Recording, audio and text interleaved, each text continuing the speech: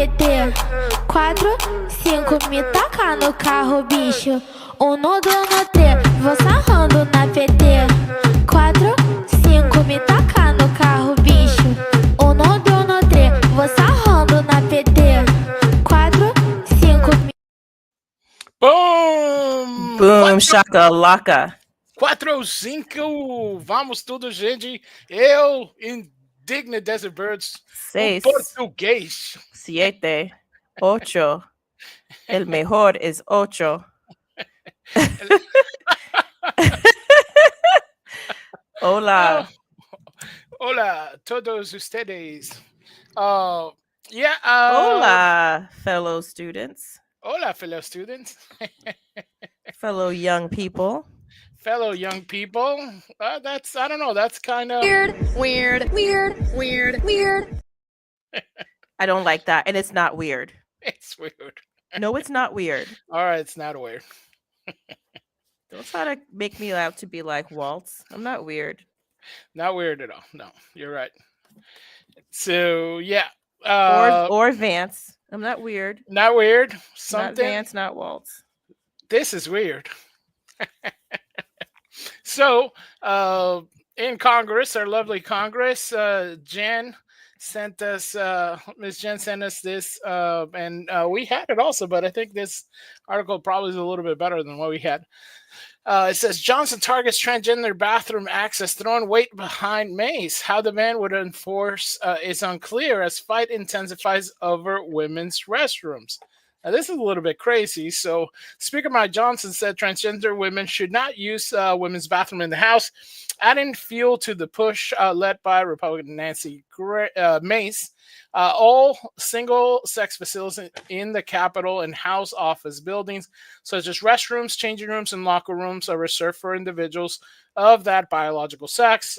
He said in Wednesday's statement, it is important to note that each member office has its own private restroom, and unisex restrooms are available throughout the Capitol. Women to serve women-only spaces, and that's the part that Ms. Jen said that it's important because it says that each member office has his own private restroom.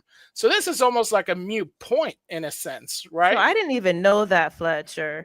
I assumed these were, like community bathrooms. I didn't realize. Right. That's what I thought too. Interesting. So really, she's making a point, Mace is, I think, more standing on principle than anything practical. Right. But you know what? From my perspective, she's not wrong. I think she has stated in public that she has been a victim of a sexual crime, sexual assault. And for her, it would be very triggering to have a person with male genitalia in a space where she expects to be protected and she's vulnerable. You're unclothed, you're by yourself. It's kind of situation.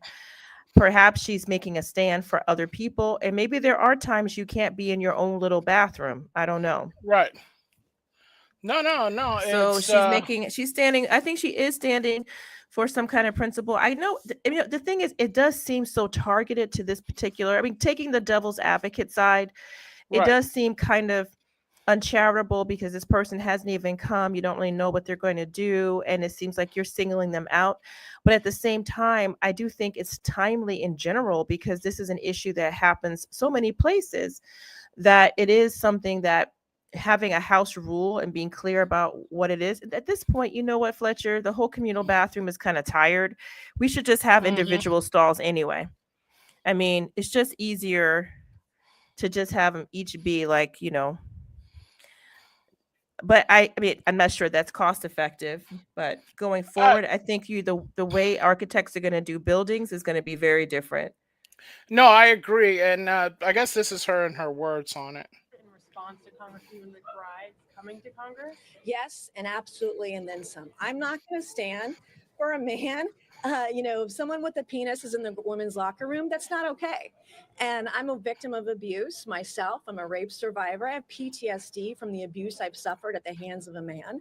And I know how vulnerable women and girls are in private spaces. So I'm absolutely 100% going to stand in the way of any man who wants to be in a women's restroom, in our locker rooms, in our changing rooms, I will be there fighting you every step of the way. So that being a feminist. All right, so I mean, those are her own words. That's her She take says on it, it. and you know what? It's kind of odd to me, Fletcher, that although we have people who transform from one to the other, it seems that the only individuals who want to go into the space that they have transformed into are male to so-called female. I mean, you really can't really transform yourself. Every cell of your body says what you were born with. I mean, science is clear about that. It's not your genitalia, it's your whole body. You can tell a male and a female, but just engaging the scientifically impossible, it does seem funny that we don't see females fighting to go to male spaces, Right. but we see Yeah. these males, and we know some of them are not in good faith because we already have these women who are in prison. They can't get away. And these men, some of whom have been in prison for sexual assault of females, declaring themselves now women and being put with women who all often have already been victimized in their lives, which is how they ended up in prison because of the situations others put them in, and then they responded, being sexually assaulted. There have been actual recounts of women saying that they were abused. Yes, they were abused, and they were abused by transformers who say they're women. So this obviously not always with the best intentions that some people will say that they are making this transformation. It could be for access.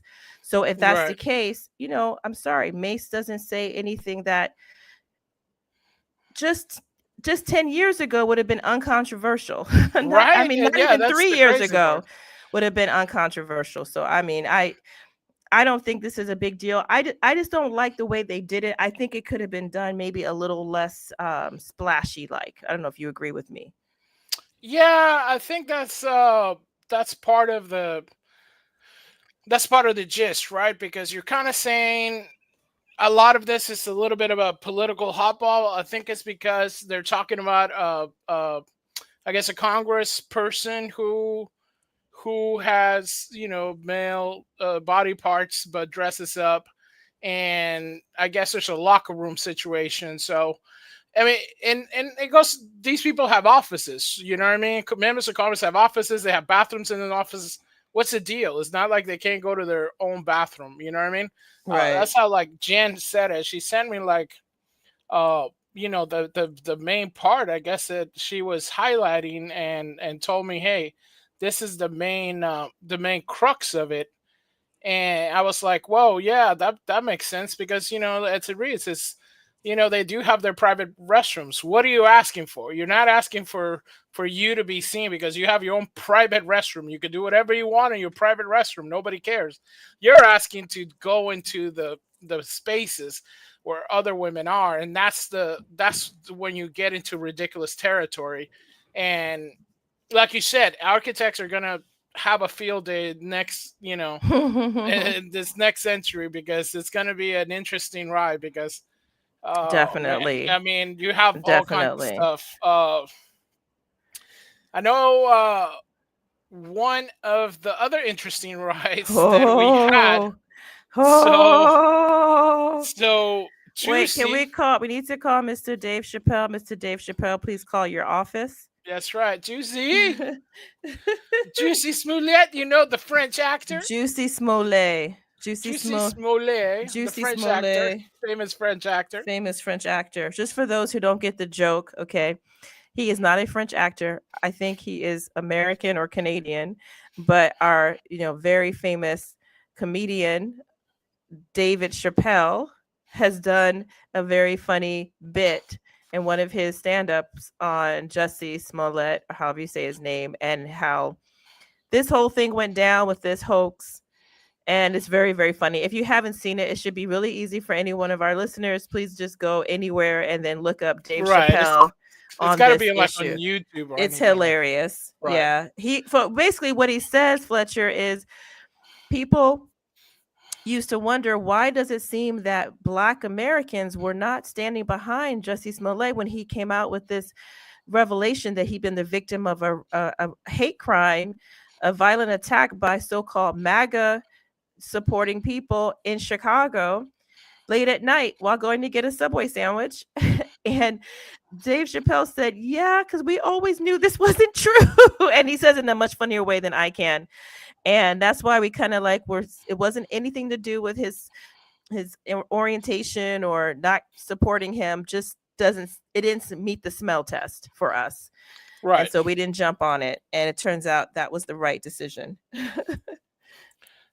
It was a little bit crazy, you know, because you're so I guess this is a little bit deceptive because it says that so the way this reads says that it was overturned an alleged conviction, right? Mm-hmm. And that's the way, you know, Variety, I guess, is spinning it. From other sources, it does say that the hate crime hoax, the dropping of all charges against me, ruling that he cannot be tried again based on the Illinois Supreme Court. I guess County State Attorney King Fox had initially struck a plea deal with him, requiring the actor to forfeit $10,000 bond and complete 15 hours of volunteer community service. And they said that they're aware that this case generated significant public interest and that many people were dissatisfied with the resolution of the original case and believe it to be unjust. Nevertheless, she said that what would be more unjust than the resolution of any one criminal case that would be holding for this court, that the state was not bound to honor agreements upon which people detrimentally relied or something. So I guess it's like a technicality or something that this is happening. But this is why you vote in these small races for good judges, you know.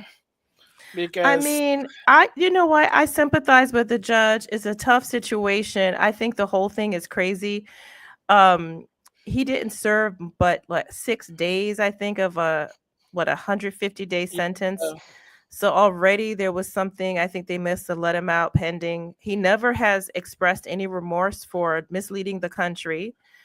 And, you know, he hasn't done the right thing. But at the same time, I'm sure the judge felt like this is a goofball. He's probably a little bit touched in the head.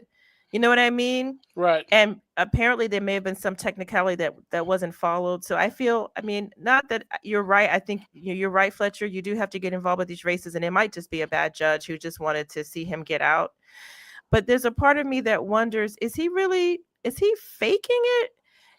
Or is he just deluded? Like, did he think this really, he sounded like he thought this really happened, or maybe he's just a liar. I don't know. Right. I mean, anybody who's watched the interview that he had, excuse me, like you said, is, you know, kind of like bless your heart, you know. That's not a good thing for those listening. Bless your heart means, you know, it's a devastating dig.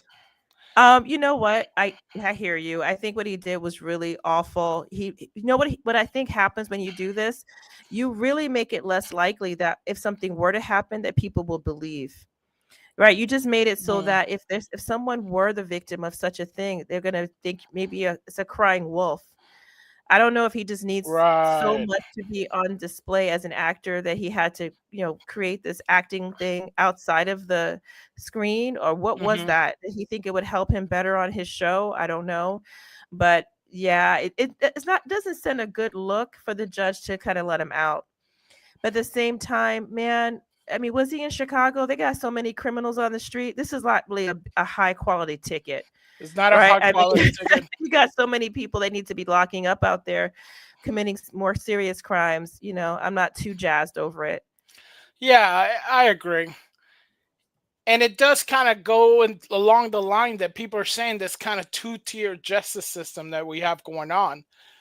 Because we have like this, Daniel Penny put a homeless felon in a fatal chokehold to stop him from attacking passengers. His bail was $200,000. Mohammed Asid, 22, he, you know, abused a woman at knife point after breaking into her home and was released without bail. Can you believe that, Fletcher? That's the crazy part. A lot of these stuff. Can you believe that, Fletcher? You know. So I don't know, that bears repeating. Let's say it again. So this one person, 24 years old, an American, okay, Right. a basic American, did stop a homeless person with a felony record who was attacking passengers, which turned out to be fatal, his way of stopping them. He had to pay $200,000 in bail. But this other person, 22 years old, apparently not an American, abused a woman violently in her home at knife point after breaking into her home and sexually assaulted her, didn't have any bail and was just released. Wow. Talk about the injustice of this criminal justice system. The inequity of that is outrageous. It shows what they're about. Right. And it goes more along the lines like what we're saying. Voting in these small races that the majority of people don't do. I mean, I think the turnout is usually or they like, don't find out, Fletcher. They don't even find bother. out. That is true. They go to the polls. They think only about, Trump and Kamala, but they don't go down the line to look and see who else is running for everything. And you're so right. It's so important. It's so important because, at the end of the day, even Jussie got more time than this guy being released without bail. You think he's going to go back to his court hearings? Come on. Yeah, who knows? I don't know. It does seem like that just shows how they treat people. That shows that women don't matter. Right? No, it's believe all women, but instead you're in New York. Yeah. Well, disgusting. Yeah. I mean, but guess what's going to happen? Not that I'm advocating for it. You're going to get some street justice. They keep that mess up. You saw what happened in New York with the other person who's not supposed to be here, not here legally, who did abuse a child in the park violently. They did bring his butt in. The people, people didn't stay. There's a video about it. You guys can check it out. Yeah. So I mean, they're asking for that if they don't follow up. It's true. There is a people uprising, and that's what I keep telling everybody. I do tell folks when they talk about this whole justice or non-justice, restorative justice, all this kind of weird justice that people talk about, they don't understand that the government can talk a great game, police can talk a great game, but when you and your family are facing an opponent that means to cause you or your family harm, you are going to neutralize that at any way possible, and you should. And as a community, there's more people, realizing that they're going to have to do that because the government's not doing its job. So, welcome to South America. That's what we used to do. So, there you go. Bienvenido, los Estados Unidos. Bienvenido, Elton John. Elton John, el señor John, he lost some money. I think he's losing some money. I feel bad for him. Now, I know our listeners, more than likely, are not the type of people to feel bad for Elton John. He's not the most traditional character. In fact, he's pretty much a leftist. And, he's, but I actually like his music, believe it or not, quite a bit. And, I'm sad that his Broadway musical closed. So I don't know if you know what it was about, Fletcher, but this Broadway musical is about Tammy Faye Baker, and people remember her. A lot of people probably don't remember her because you might have been very little when this was a thing. If you're under 30 or 40, you probably don't know, but she was part of a duo of televangelists, right? Mm-hmm. The Bakers, and I think they did a lot of really kind of flourish, flamboyant kind of acts, like kind of what she's showing in terms of like showing their love for God, but they also took a lot of money, I think, in donations. I think that's how it brought them down, right? I think there may have been some financial impropriety. There's supposedly a really good movie about her life that's actually somewhat fair, but there it is. There she is. It's called The Eyes of Tammy Faye, but that's the movie about her. This one's just called Elton John's Tammy Faye. But the reason you see her eyes there, because she's famous for this really extensive eye makeup. and really, really, really big false eyelashes way before anyone was wearing false eyelashes. I mean, I assume they were false. They looked false. They may not be, but she had a very exaggerated eye look with like huge lashes and a lot of makeup. And I guess when she cried, it it was quite a sight. So that's why you see this close up. And I mean, honestly, the reason I think probably this show didn't take off is that if you're just trying to make fun of her, it's not going to be very rich, right? In terms of theater, because because she was go ahead. She was a victim in a sense, I guess. Yeah. There was a lot of stuff going on. Her husband was televangelist Jim Baker, and I believe also with like Jerry Falwell and stuff. That whole thing, and they had all kinds of things going on. They had a big kind of ministry that that was just, it grew too fast, too quick, and much to do when things happen like that. Things went a little bit crazy and completely crazy and out of control. And you would think that would make a great play or a great movie. And they did. I think they spent like 25 million or something on it, and it's and Mr. John didn't insult Mr. Trump, so that's not like oh, look at it, the conservatives are smashing. This is in London. There's, well, I mean, but Fletcher, I think, yeah, I mean, as I said, I don't think Elton John is a terrible guy. I think there's some hope for him. But if you do approach issues involving religious people the way most leftists do, which is just to make fun, to not see more complexity, then you're not going to get enough of traction for an actual story. My understanding is what critics said is that it was kind of bland and kind of predictable and kind of, but I think that's because people think on the left that religion in itself is just funny and ridiculous and absurd.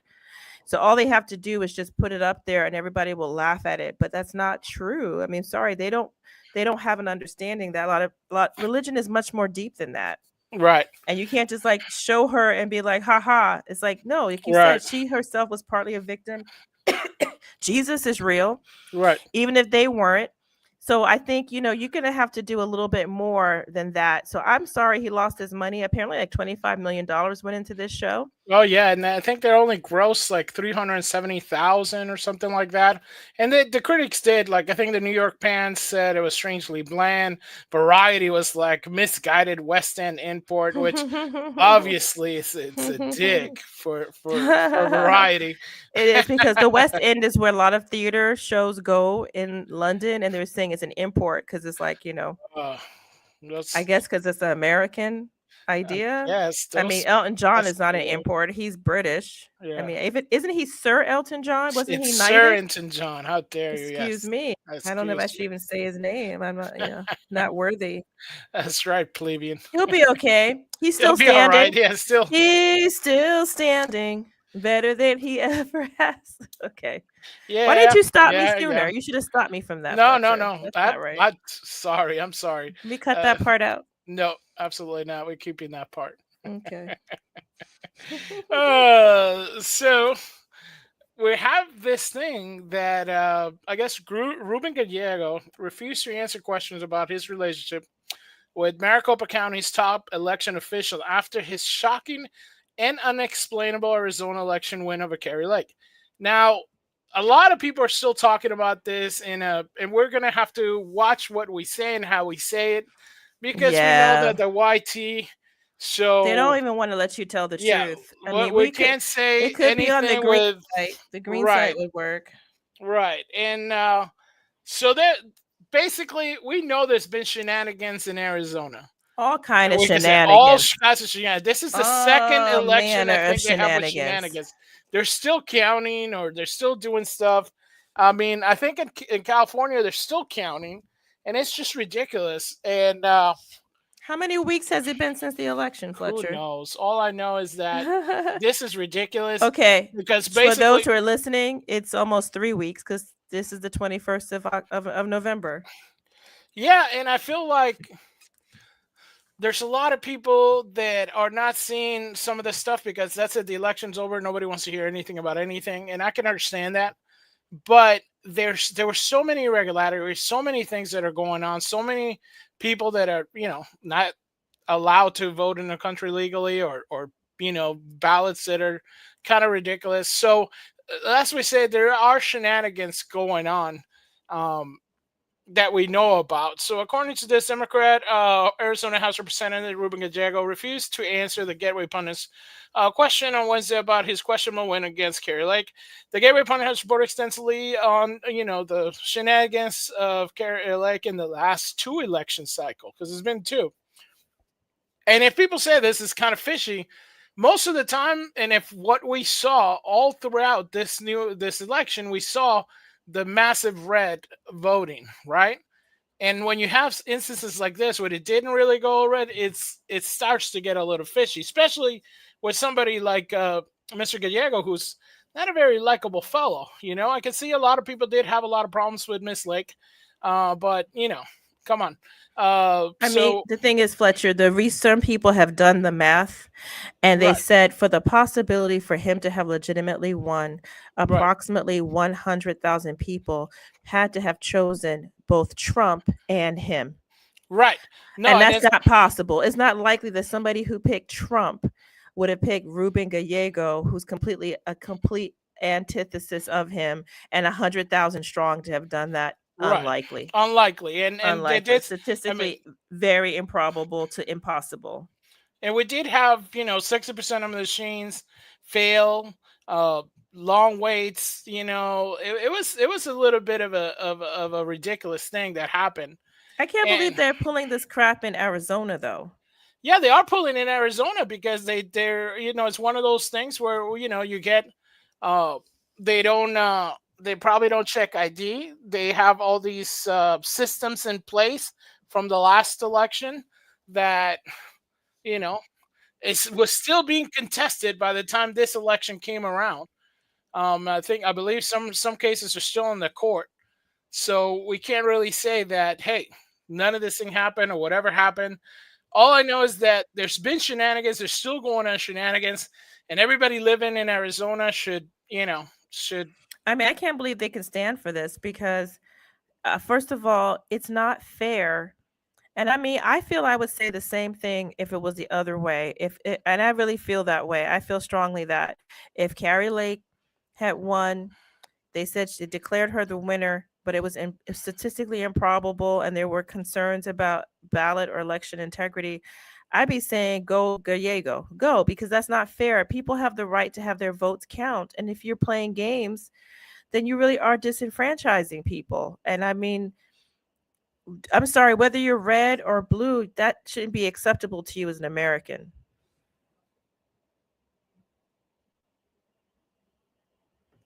I agree. It's sorry, I had muted myself because I was drinking. Drinking some water. I'm hydrating. Yeah, hydrating. No, and it goes more along the line that I think some of this stuff that's happening, we have to put a check on it, and I hope President Trump puts a stop to it, because it's just going to get worse. I think it's just going to get worse unless something happens. I do think that with our new SAR, maybe that won't happen, but we'll see. So according to this, incoming border SAR Tom Homan is Homan. Yeah, what's up with that?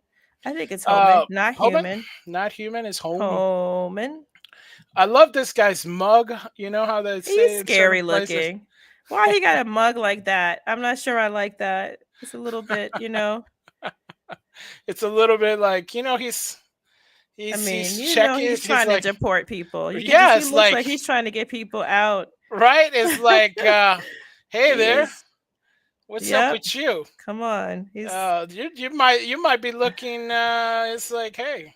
Good grief. Hey there. Hey there. You it's a bit you strong. got a little bit of a green card there. It's a bit strong.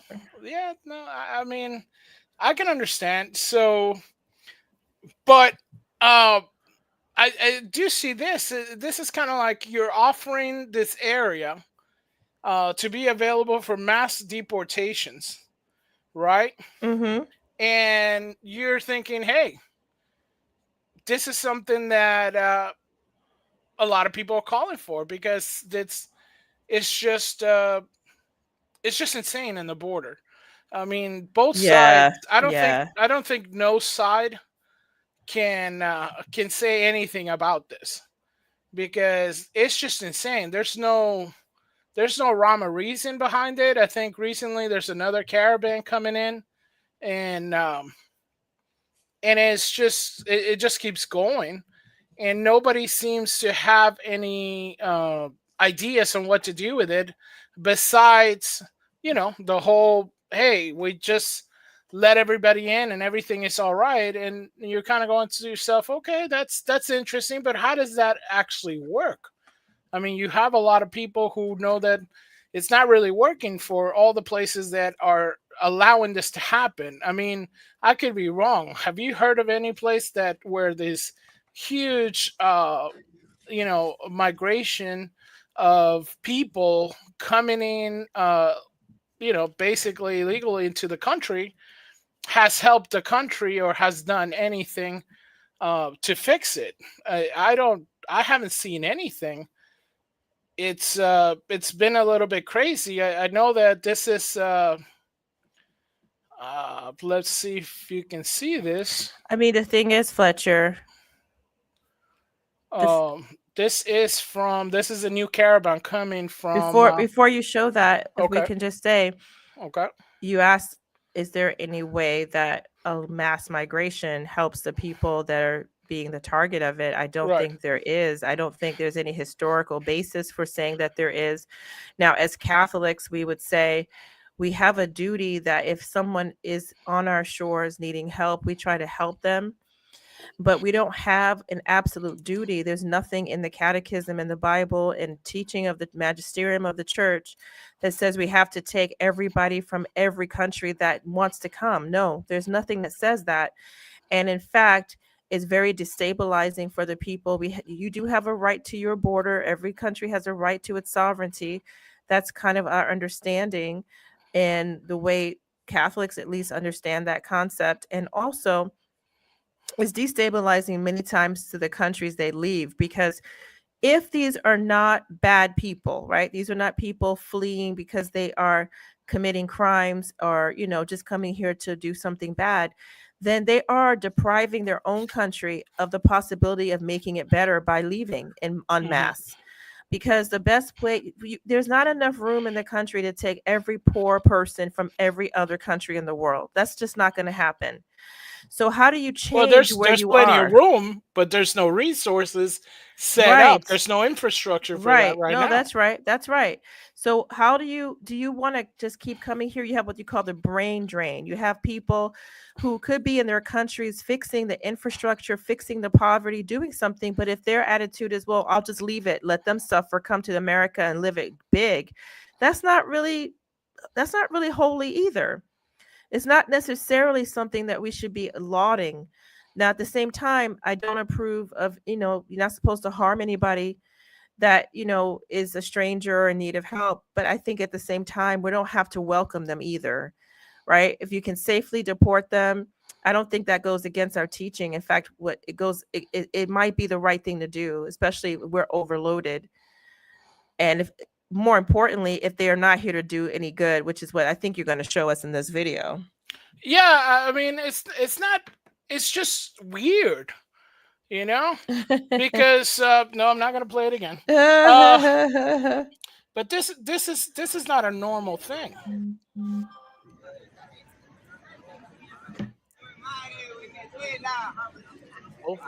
And not only that, this is an organized thing. If you can see the police band and all stuff in it, so usually sometimes they come in buses, and these are coordinated events. They're not uncoordinated. There's leaders who lead the caravan. There's people who are tagged. I mean, you see sometimes people that will start telling people, hey, this is say something. You know what I mean? See? I mean, this is somebody telling other people something to do. You see how they see them? You see how they start looking at them, and they listen and they pay attention. It's like a handler. That This is not stuff. weird. But That now is look weird. at this also. You see this fellow right here? That's a Adidas tracksuit. He's on a cell phone. Cell phones are not that cheap. These are brand new cell phones. These are well dressed folks. These are not these are not people. They don't look famined. I'm not trying to be ungenerous. No, you're not. I'm not trying to be ungenerous. Because people have this idea that these are people that are dying on the street, beggars. So we call them in Latin America mendigos, who would who beg, beggars and stuff like that. This is not it. These are people with brand name clothing and backpacks, able to command a bunch of masses. You see the kids all have things. There's a guy in the back with a skateboard. Obviously, you're well enough to have a skateboard and stuff like that. Yeah, I mean, those are very nice kicks and brand new backpacks. I mean, okay, just stuff. Those are some Crocs. How expensive are those? and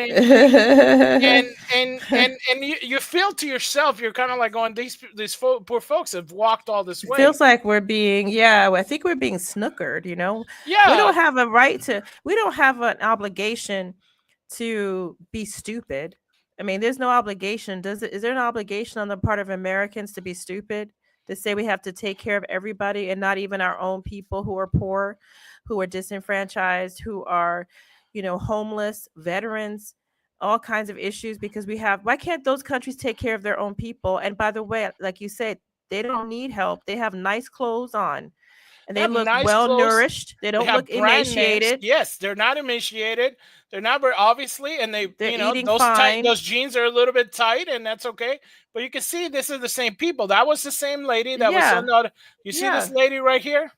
That lady right here with the pants and shit, probably a little bit too tight on her. She was the same one over here. If you notice it before, she was in the same note because she's one of these folks right there, hiding her face.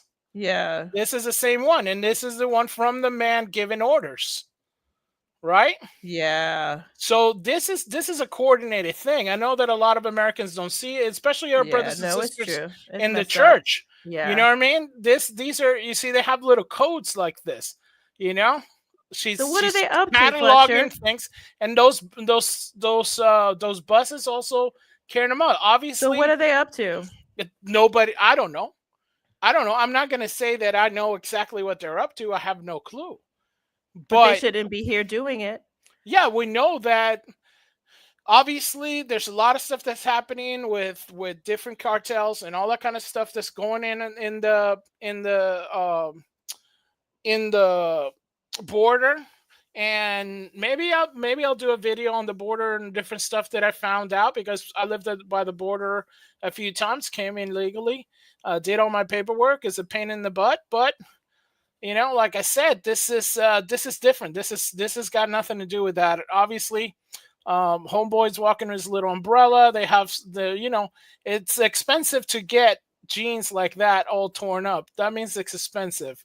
And those are Crocs. They have, top of line shoes. Their shoes don't seem worn out for some reason, even though, and those flip flops sure look nice and refreshed, even though they're walking in this caravan. Are they walking in this caravan, or they've been bussed in certain areas? And then it looks like sometimes these things, they start walking around after, for photo shots and things like this, because if you're walking through the jungle and all stuff, you would think you don't look like that. You don't look. By the way, their shins look clean and neat. Everything is clean, unshattered. Unscraped. Right. If you even go out into the woods without covering your legs. By the end, they're going to look kind of scratched up. They don't look like that at all. No, look, homos. Their kicks look nice and fresh, clean. They didn't go through any mud. They didn't go through, you know. No, look how you're right. Look how nice those tennis shoes look, clean and neat and fresh and how fancy. are you gonna walk around in the jungle with like some like flip floppy kicks and some Crocs? Howdy, Curtis Selby. We got a fan. Hello, Sir Selby. Hey, hi, Mr. Curtis. How are you doing? Thank you so much for hanging out with us. Thank you.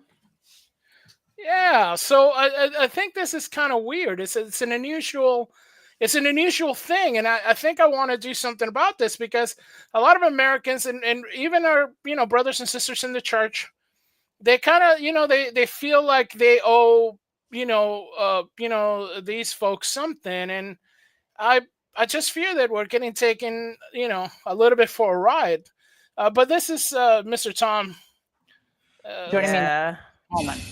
The man tapped as Trump's borders are. He's going to oversee the enforcement of the border, the deportation of millions of migrants who game the system, many of them criminals, who are allowed in under fraudulent circumstances. Tom, thank you for joining us. This testimony, it was so hard to watch. I forced myself to watch it because we all, as Americans, need to watch this. Your reaction to what you just heard. Laura, a lot of people ask me why I get so emotional when I do Fox News and why I scream at members of Congress. Because I've seen so much tragedy. I've talked to hundreds of angels and moms and dads who buried their children because they're killed by illegal alien. This is the latest. I've talked to little girls as young as 9 years old that were raped multiple times by members of cartel. When you look in her eyes and everything innocent and pure has been ripped from her soul, and her life will never be the same. I mean, it's just I'm tired of it, and the government failed the Lake and Riley family. Not only if President Trump was president, he'd be sitting in Mexico in the Remain in Mexico program, and if he did get to New York and he was arrested for injury to a child in New York, I used to be able to arrest him because the priorities under Trump were if you're in the country illegally, you're a target. But because Secretary Mayorkas put the priorities so low, even the injury to the child didn't meet the standards, so ICE could even place a detainer on him.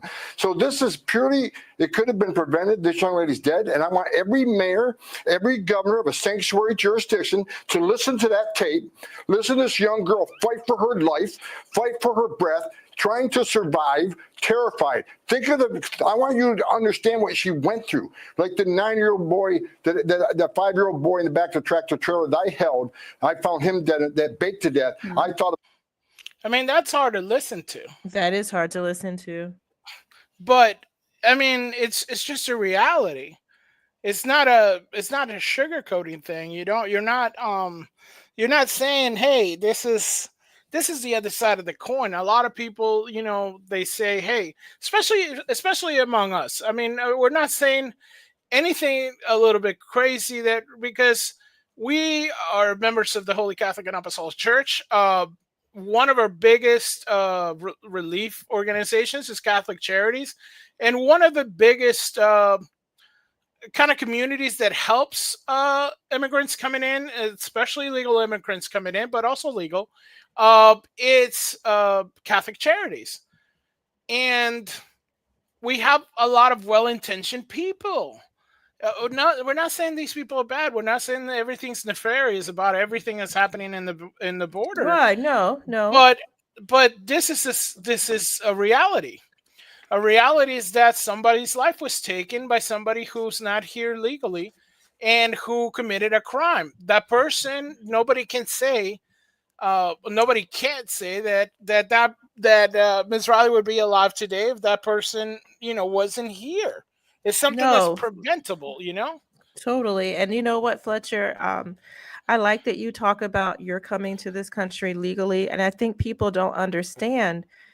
It's not discrimination to say that you have to enter a country legally. Listen, there was a time I was talking to someone having this debate, and she was saying, but you don't understand how hard it is for them to come.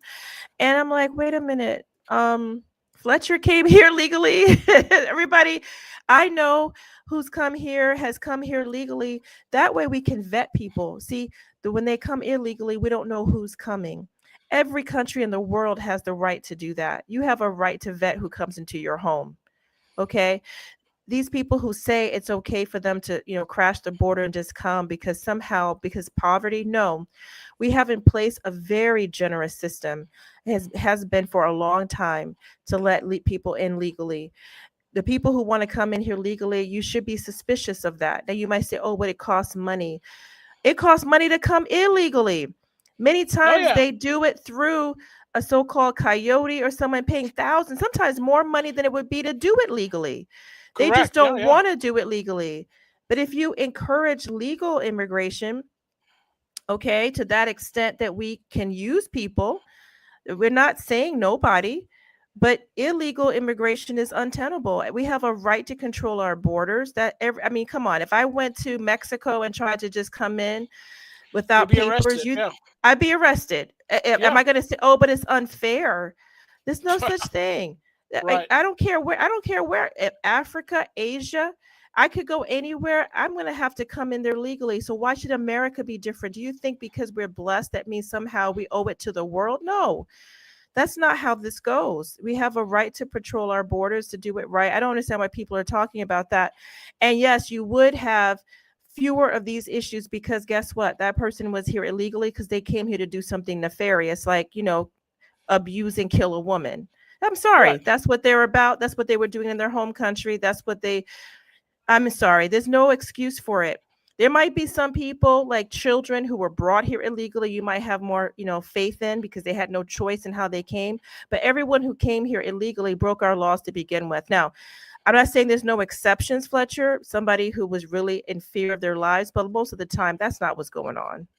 No, I agree, because part of what he was talking about, there's a new film called Line in the Sand by Mr. O'Keefe, and it's exclusive on Tucker Carlson. You guys can check it out.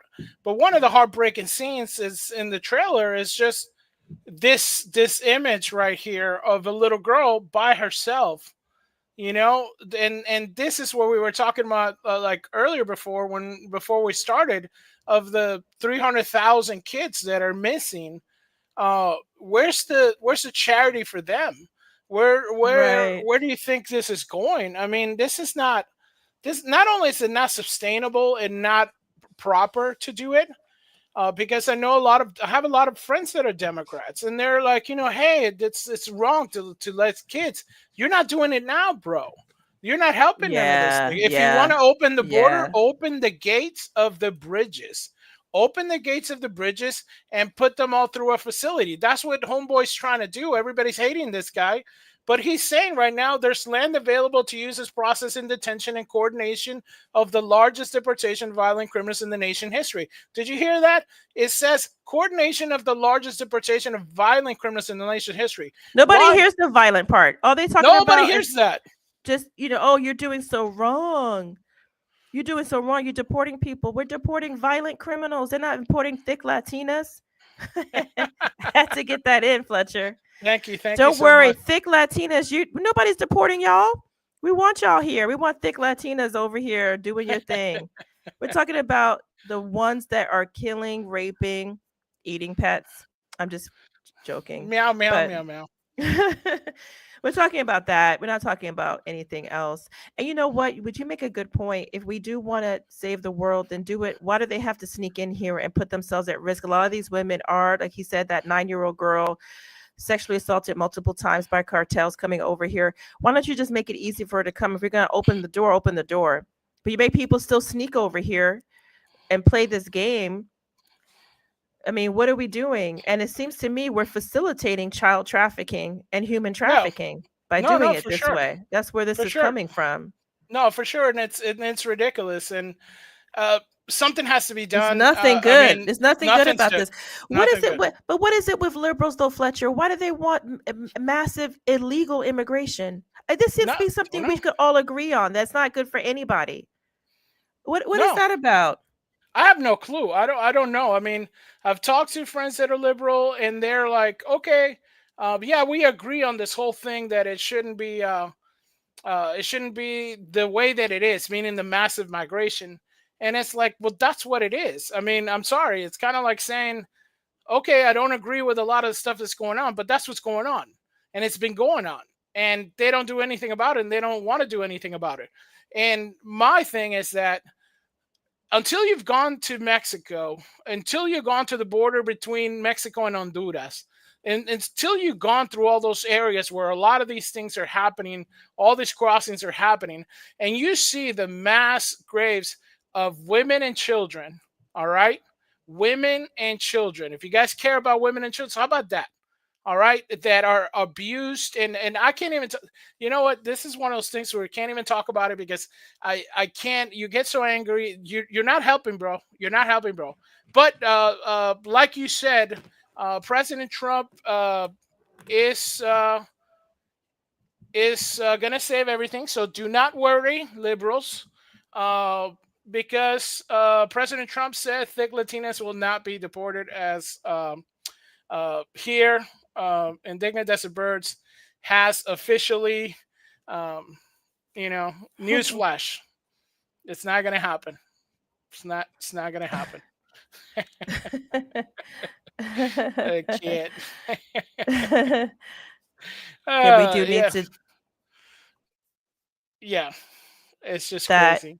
That was parody. That wasn't actually what President-elect Donald Trump saying that. FYI. Somebody's going to think he really wrote that. Oh, but there's some crazy stuff that's happening. So Bitcoin is at the doorstep of 100,000 as post-election rally rolls in. Bitcoin has been going crazy. A lot of people have been really hyped about this. Now, I don't know if you know this, Ursula, but there's some countries like El Salvador who use electronic currency like Bitcoin and the dollar for regular purchases. No, I didn't know that. Yeah, that's one of the big things in El Salvador that's been happening, to where we see that, hey, this stuff actually has a purpose. It's not just a gimmick or anything like that. And a lot of people were making a lot of money on it, and all the people were losing a lot of money on it. Our cousins also. Shout at you, cuz. This is a sign, though. Honestly, we talked about this last time. Trump winning before he even gets into office. You see all of these financial indicators going, in a favorable direction, and Bitcoin getting to the point where each unit is worth 100,000. I mean, that would be like a stock of 100,000 each. That's actually really high, or it's close to it. It shows that it's at least a perception of those in that realm that President-elect Trump is going to make a robust economy, and that's what's already happening even before he gets into office. Right, and we're seeing that because I guess 2 years ago it had dropped to 17,000 when the whole crypto exchange collapsed and stuff. But this the income in a President Trump administration has moved this whole crypto-friendly approach towards regulation of digital currency. Because a lot of these things happen when you have a movement in the country. When you have something that says, okay, you know what? We want to move the ball. We got to get the ball rolling. We got to get people spending. We got to pay people. The other way people spend and do things is when they do something like that, when you're saying, okay, this is something that might be good. Let me try to open up a business. Let me try to do something. Yeah. Family, right? And it's funny because this is what's happening in the world of reality. Whereas our buddy Sir Selby says in the world of Nod, where the crazy people live, where Orange Man Bad lives inside their head, they think he's going to round everybody up and put them in camps and be like the Bavarian and, with the mustache. But that's clearly not the case when you see people who are rational, whose their livelihoods depend on predicting markets and figuring out the economics ups and downs, are saying, okay, things are getting better. And it's like two different worlds. They're afraid they're going to be rounded up in camps. And the rest of the world is and the world, like you say, Bitcoin's not just America.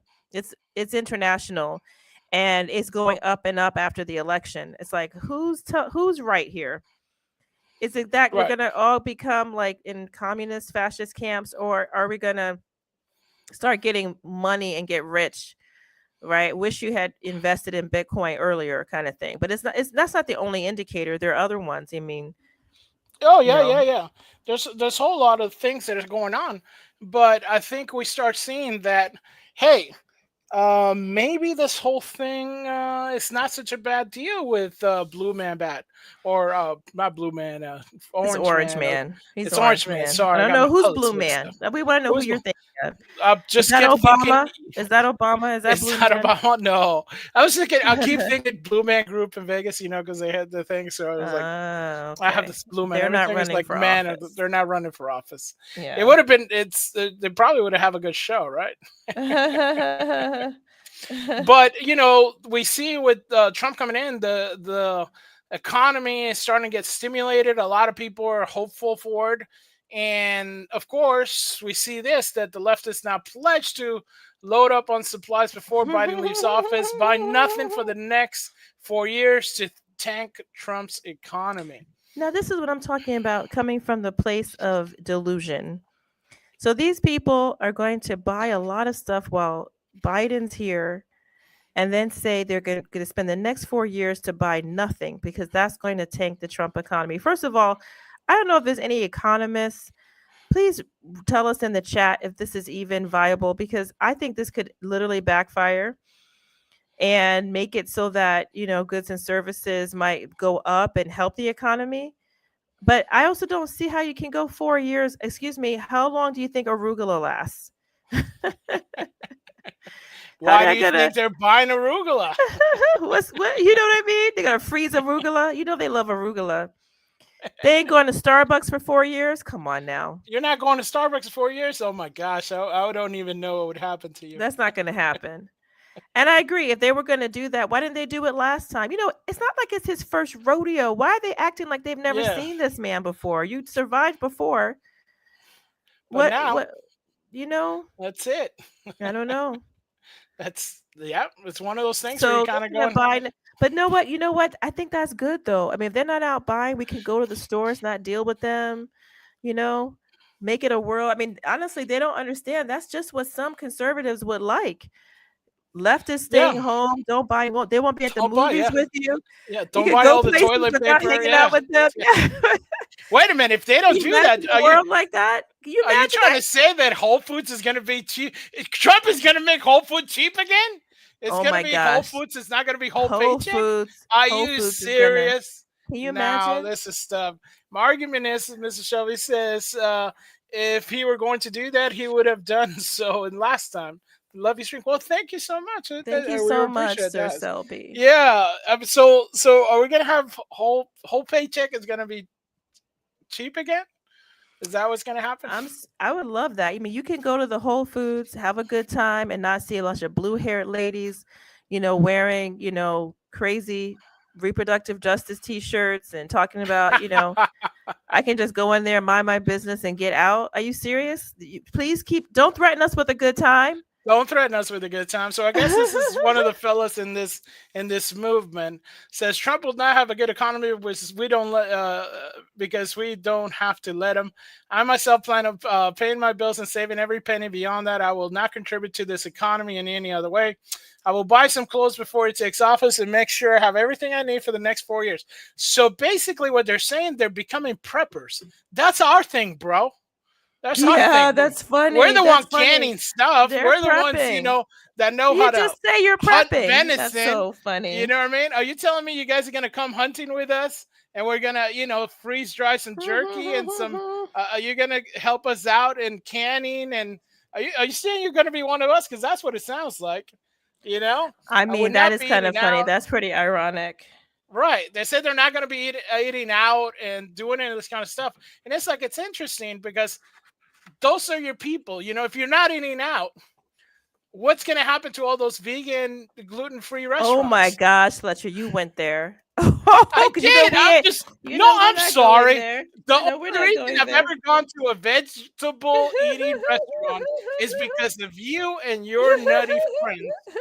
That I've had to go to some place that doesn't even mean and had to eat some kind of ridiculous vegetarian burger. What the heck is even that? What is that? That's just questionable as heck. Why would you have to eat something like that? Hold up. Wait a minute. Something ain't right. I know, because you're like, right. eat. This is the thing that I don't understand with vegans. A little rant here. Oh my gosh! Don't let him go. Please, somebody stop this before Fletcher. No, goes I'm off. just saying. Why do you have to make the food look like real food? That's all I'm saying. Fletcher, that's gonna have to be a separate show. Do you want to do a show just on vegan food? I guess I should, but so they're not gonna go to the movies or sporting events. Guess who supported the blue side? Movies and sporting stars. Stop it! So I'm just You're like thinking to myself, come on now. You homies are gonna put your out of business? Is that what you're saying? That's all I'm hearing. The logic is not strong with this group. It's just not there. The logic is not strong with this part. I don't know if it's there yet. I don't know. Yeah, I mean, it's different if you're gonna, say I'm not going to church. I'm not gonna put more money in church, but you weren't doing that. Yeah. You're hurting your folks. Oh my gosh, Fletcher. Yeah. And that's the thing. It's just like they're gonna avoid using Google. Do you know that Google basically gave tons of money to the blue side? So you're like, dude, you're hurting your own people. They did more than give money. They did a lot with those algorithms to when you were. Well, do you remember? We're in a Google platform, so. Okay. Well, I'll just see my way out. But just for those who know what I'm talking about, if you know, you know. When you tried to look certain things up, and you saw some people would actually try to search to see who was running for president, and Trump didn't even come up on certain. Google we covered searches. We covered that before. Yeah, crazy. we did. We covered that a few weeks ago. You can go back and watch it. Yeah, it's just kind of nutty stuff, That's it's pretty just funny. Some nutty stuff. There's a lot of. I mean, I'm sorry. This is gonna sound very judgmental, but I don't really associate a lot of self-control with the left. So the idea that they're going to really be able to do was basically like a Lenten sacrifice, like we do during Lent, where we don't go out, we don't eat out, we don't do anything, you don't buy anything, you're just reflecting on God. It's a time of, asceticism and self-denial. I don't see them really getting into that. It's a very religious kind of thing to be into self-denial. Every major religion has something like that. Our elder brothers in the faith do it for various times, like Rosh Hashanah, I think, Yom Kippur. Muslims do it every year with Ramadan. Our cousins doing it in Ramadan and stuff like that. The Catholics do it. The Protestants do it also. I know that my family members they do like a Daniel fast. But you know what? It's hard to sacrifice when you don't believe in anything other than, your own kind of personal advancement or some kind of political cause, which if you're not a religious person, that's kind of what it comes down to. And they're not really known for a lot of self-denial. I'm not saying they can't do it, but I just don't think that's going to go anywhere. Right. I think February will come and they're going to go back to buying stuff. And one of the funny things is that you're kind of saying, wait a minute, last week we were talking about the ladies who are now going to have sex with men because that's true. And now they're saying they're not gonna go to the movies, support Google and all these leftist What they're gonna be nuns. Well, that's what I'm saying. So they're not priests. And it's like, hey, welcome to the Holy Order, guys. Welcome to the Holy Order. But listen, you know what? God bless them. If they're gonna do it for real, no fornication, no, outside dating, not gonna eat out. I mean, hey, we could really get somewhere as a nation. That's that. Hey, if they stick to it, young men and women. I know. If you guys want any help, let us know. Well, we fast all the time. We don't eat out a lot. We'll help you out. It's yeah, that's we do as well. We can do that. Yeah, but things Yeah, are going a scenics bit are bit great. wacky and stuff because I don't know what's uh, happening with that, I Fletcher. don't know what's happening with this. So this is from the New York Times. So I guess not just Yahoo arrests sought by the International Criminal Court. The ICC rejected Israel's challenges to his jurisdiction and also issued a warrant for the top Hamas official. His chief prosecutor is seeking the arrest for war crimes in Israel and Gaza. Now, this is a very, touchy subject on both sides because we have our brothers on one side, we have our cousins in the other. That's how we call it, Jews and Muslims. And it's just kind of like what is going on with this. We know that they are, even the Pope came out and basically said that things have to be done in this area. Now, my take on it because I think, the best take is, Don't say it, Fletcher. All Don't right, say I'm it, just saying. Fletcher. Just saying. There's could be one organization who's able to help this whole thing, but I'll leave it at that. That's holy organization. It's in Rome. I'm just saying, if they give control of that, then maybe we'll have some good times. So, according to the International Criminal Court, has issued arrest warrants. I guess this prosecutor Karim Khan.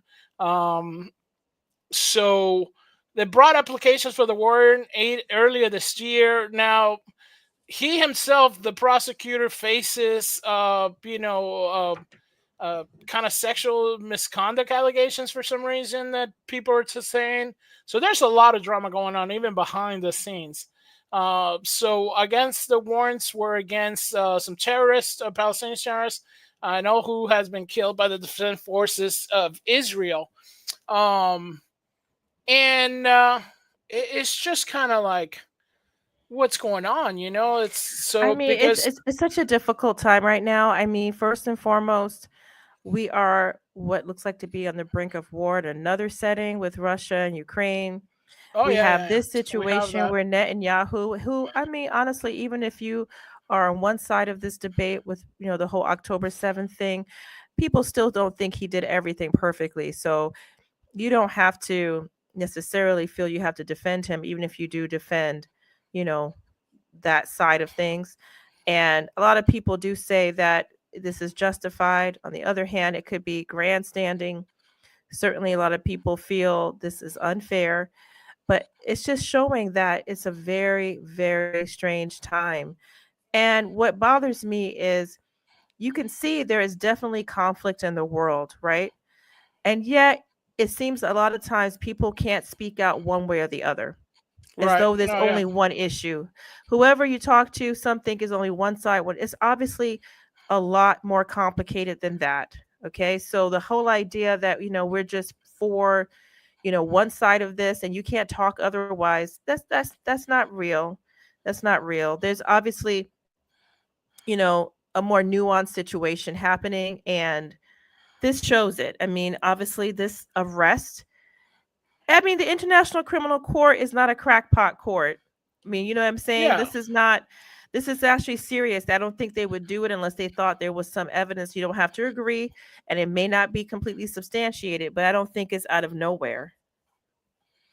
No, it's true. So there's a lot of stuff that's happening with this, and we're gonna keep an eye on it. I think that, I mean, first and foremost, we got to pray for this whole thing to be over, and we pray for our brothers and sisters on both sides of this issue, and that it's just we pray for a stop of this because so many people, so many children, it's we hope for a swift end to all this, and and we really hope that there could be something that kind of brings peace. But I do think that Trump should be able to get people on the table like he did before, and that's what we're kind of hoping for.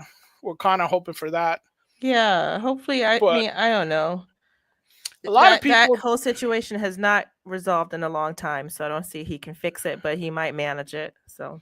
Yeah, no, right. So that's what Carlo we want, right? We want something to at least manage it, because right now it's not manageable, and it's not managed. No, for sure. they're just, I mean, we don't even know what side is doing what and how they're doing it. So, yeah. But this came a little bit interesting because this is our brother in the faith, and he's been getting smeared all over the place. And I guess they've been calling them racist, like supremacists, and all this kind of stuff. Yahtzee. So this has come to the Federalists. Not taking the hint from America's warning trust in their work, the corporate media has decided to further tank their credibility by launching an anti-Christian info op against Trump's Secretary of Defense nominee, Pete. How do you say his last name? Hegseth? I don't know. So the Associated Press kicked off the weekend-long vilification campaign Friday evening, publishing a hit piece centered on one of the Army veterans Christian's tattoos, authored by this lady, Coppin Smith, and Dean Daring or something. The article, so it's 3 people writing the article. So the article attempts to tie him to a white supremacist groups by claiming his Dust Vault bicep tattoo, which is Latin for God wills it, is associated with supremacist organization.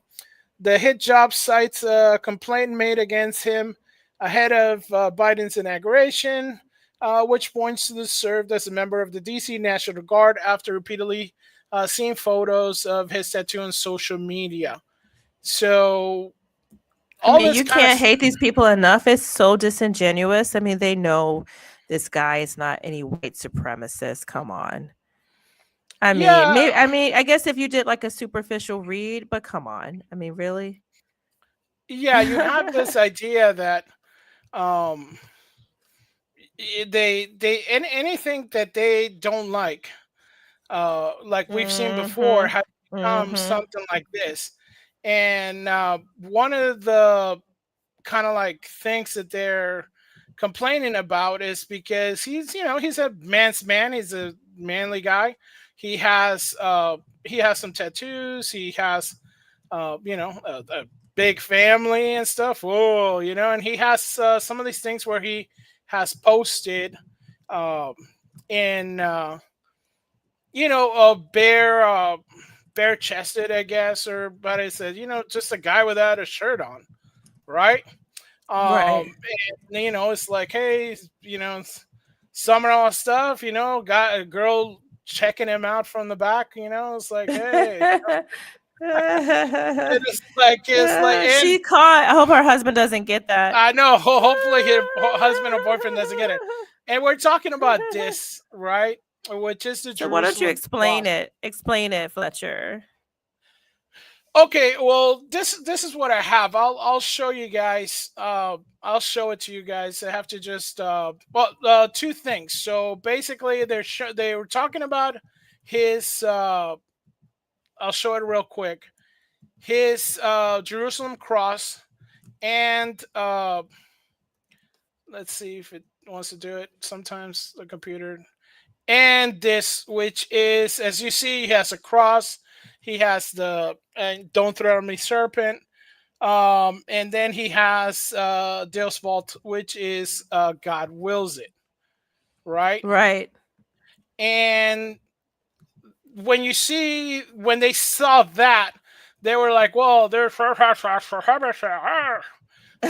that what they say? Okay. That's how they say it too. They're like have a mouthful of marbles and that's supremacy. But this is what this is the Jerusalem cross. All right, so this is what it represents. You see it. It's what they say. It's a Crusader cross, but it's actually older than that. The top signifies Jesus Christ. On the corner of the left, we see Evangelist Matthew. On the other corner, we see Evangelist Mark. Bottom, Evangelist John, and other bottom side, Evangelist Luke. And this is to represent each of the 4 Gospels in the New Testament and your faith towards it. And this is obviously, a hate symbol by certain groups that don't know what the symbol means, and it goes more along the lines of you don't understand, which is kind of stuff that it's just do your research, bro. You know. I mean, it's pretty I simple. agree. It's knee jerk. They really wanted to find something against him, so they picked something like this, which is a very famous cross. It's not, racist. It is tiresome to hear good people slandered. He may not be a perfect person. I'm sure he isn't, but to assume that a cross that he's wearing on his chest as a tattoo is somehow an Aryan Nation symbol or something is just kind of absurd, because it's a really old history. Now, people might say, oh, it's used that way, but you know what? So someone uses something doesn't mean that if you use it, you have to be adopting that. It has its own individual meaning. It's well known. I mean, it goes way back. That cross is a very famous one. Right. Yeah. I think Sir Selby is right. In some ways, for some people in the media, just saying you're Christian and you happen to be white is saying you're a racist, which it means you leave very little room for Christians then. Because if they are the wrong race and they say that they're Christian, then oh well, there's nothing you can do about that. They have a feeling that's what that means, and it's not. I mean, again, a lot of leftists have no respect or understanding of religion. So that's what they think it means. And the whole thing is funny because us Catholics been around the United States, since its inception, especially like in the, you have places like Florida, in California, Texas, Nevada, that were part of Mexico, Catholic nation at the time. But they were still, like we were talking about the other day, the KKK not only was going after our black brethren, but also against Catholics in the South. Because just the not understanding of what we represent, and just the sheer ignorance, because they see like certain symbols and they're like, oh yeah, that must be, a lot of the stuff with the KKK are perverted, kind of playful, like bad takes, it's like bad cosplay of Catholicism in a sense, and certain things like their hoods and stuff like that. It's just ridiculous. But I guess he's getting it from all over the place. This is, the bastion of knowledge, MSNBC, that, was trying to go after him. And let's see, I got the volume. I got it ready. And let's see.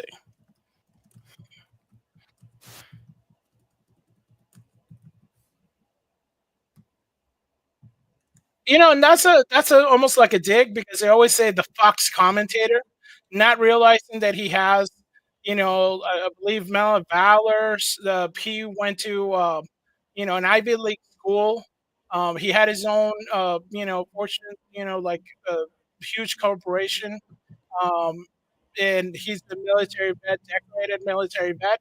He's not just a Fox host, Yeah, and I mean that's the funny thing is, I thought they love media. Now that's considered some kind of slur to say he's from the Fox, that he's from, TV. But like you say, he has other qualities. He has experience in the military, and he actually has a pretty high credential with his educational experience. So it's kind of ridiculous. No, it's ridiculous. Who weekend host? Important distinction. This is someone who, is known to be a white supremacist, known to be an extremist, whose book is basically about his opposition to the advancement of black officers to the top brass. And then add the secretary. So I think part of this whole thing is because he's saying he's not going to do the whole DEI thing. So that's an offense, right? Right. So it's like, come on, it's just so overwrought. I guess they keep going. Trump is actually saying that a power explicitly given the U.S. Senate to confirm or refuse to confirm these nominees he wants to bypass. That's an explicit power the Constitution reserves to the Senate. So to Bill's point, this is the first test of whether this, of how the Senate, including Senate Republicans, decide what side they're on, whether they're on the side of the Constitution of the people or whether they're on Donald Trump's personal side. And, you know, we should also say one of the things that's so important in this function, in this role, is the people of this country should have. And this is, I think, what also she's getting at is that, you know, he wants to appoint all his cabinet members, you know, in an expedient type of time, because, and this is because they know they're gonna get, you know, drag on by the other side. You're kind of going, hey, I actually want to get something done, right? In this administration, right? I think it took them like over a year, some of them like 2 years, to get some cabinet members in. And a lot of, you know, rhinos got in, a lot of people who didn't want the administration to go anywhere. And this time, you know, he's on a mission, you know? Yeah. And I mean, you know, they're not going to like his picks. And there might be good reasons that Hegseth is not a good pick. But I wish that people would really go to the issues and consider what it is that you think he's going to do in the role, instead of saying, you know, oh, white supremacist because of tattoos. I mean, come on. Right. Let's take it more seriously than that. That's not real. You know, that there are white supremacists. I'm not denying that, but I don't think he's one of them. And all because of a tattoo. Come on. That's not real. And then one that you don't even understand. Come on. It's like they don't have real talking points, so that's where they went to. They didn't like him, I get it, but he actually is not a bad choice as far as his, you know, his background is concerned. He's military. He has experience. He's not just a journalist on TV. He has, you know, certain experiences and a good educational background. My understanding, he might even have a master's degree. He certainly has a very high college degree from a very good school, is what I understand, in a good major. So come on. I mean, they're not going to like his choices, but to call him some white supremacist, I feel like that, again, like we said earlier with the Jussie Smollett, when you do that, you cry wolf. You make it much more. I'm not saying that it doesn't happen. There could be, there have been in this country very violent crimes against people of color for no other reason than their color, and also some whites for their color. So when you say little games and make up hoaxes, you make it less likely that people will believe or activate over things that really happen. Same thing here. There could be white supremacists, but if you call everybody one that you don't like, you really take the power out of that and being able to really identify those who irrationally see people other than themselves as somehow inferior, and maybe we don't want them in office. But he's not, clearly not that. What is that about? I mean, why say that? Right. Do better. Do better. Call it, you know, come on. He's, you know, he's a presenter on television right now, but he's also an author. He was a former National Guard officer who has been announced for coming nominee. But, and this is, you know, obviously Google, who's a little bit, you know, biased on his stuff. My understanding that he has several medals of commendation because he volunteered to go in really bad war zones and serve.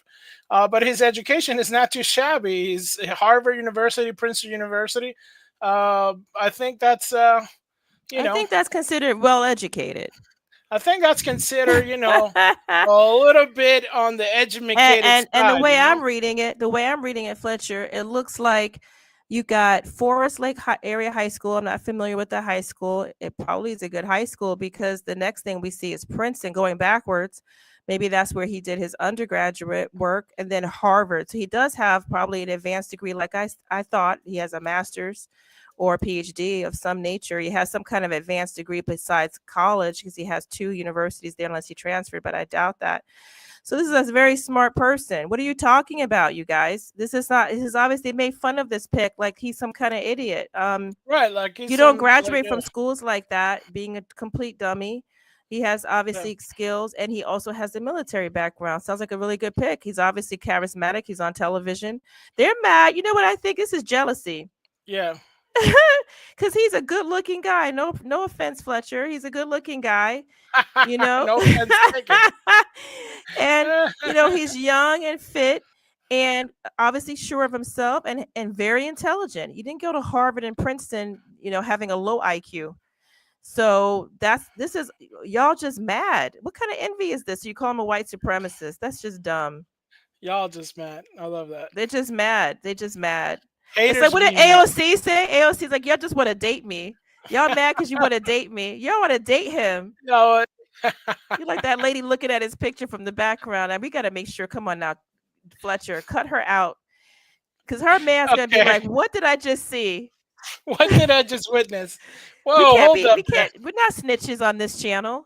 Come on, That's go back and erase her from there. Nobody needs to know she was checking him out. Just checking him out from the like back. that. Come on now. No, he keeps his physique up. It's good. It's good. He should be. He's in the military kind of position. That's what you have to do. Yeah. Stay in shape. So yeah. No, that's not an argument. See, that's why they lost the election. If we can just, not to rub it in their faces, but let's rub it in their faces. You lost the election because of stuff like that. I'm sorry. We independents have to be real about this. That is not a winning strategy. Stop calling people things that you don't have any evidence for. Stop it already. Come on. Nobody wants that. I don't think reasonable people want to do that. You got only crazy leftists who say stuff like that. So I think what you're saying is ain't nobody got time for that, right? Oh, ain't nobody got time for that. Ain't nobody got time for that. Ain't nobody got time. Ain't nobody got time. Ain't nobody got time for that. Fletcher. All right. Okay. That's a weapon now. It's a weapon. It's a weapon of mass hilarity. But speaking of weapons that hopefully don't get fired, we see that obviously things are going a little bit haywire, and we're on a little bit of threat of the next world war, and it's not pleasant. Especially with our current administration. Don't you feel a little bit better for Trump to be coming in than for Kamala to be coming in with this kind of situation that we're facing? Is that an obvious question? Am I baiting you with that? You're not baiting me at all. I'm already hook, line, and sinker into it. And I think some of this is a little premature because from what we understand, President Trump, President Putin and all stuff, they had just recently a new weapon was launched. We know that Biden gave I think Ukraine some kind of new missile or something like that, and it's all kind of haywire going on. And from what we heard last, President Putin has said that he's willing to negotiate and come to the table, but only with Trump. Like, he doesn't want to deal with these bozos right now. Right. Of course, that does feed into the whole idea that, Russia. They think that he helped Trump to win the election like he did. But he said that he did say that he wanted, come out to win.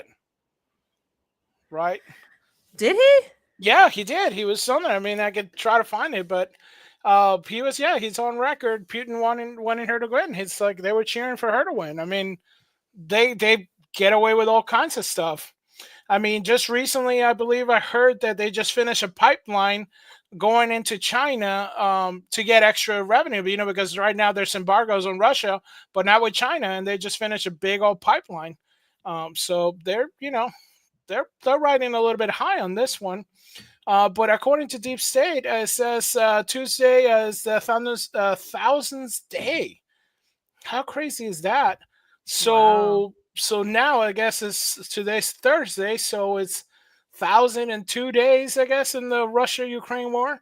That's a long time. I feel bad for those people. It's insane. And you know what, though? It really hurts everybody. We've been giving so much money that we don't have. And I just think that this administration has not handled this properly. They have been incompetent at this.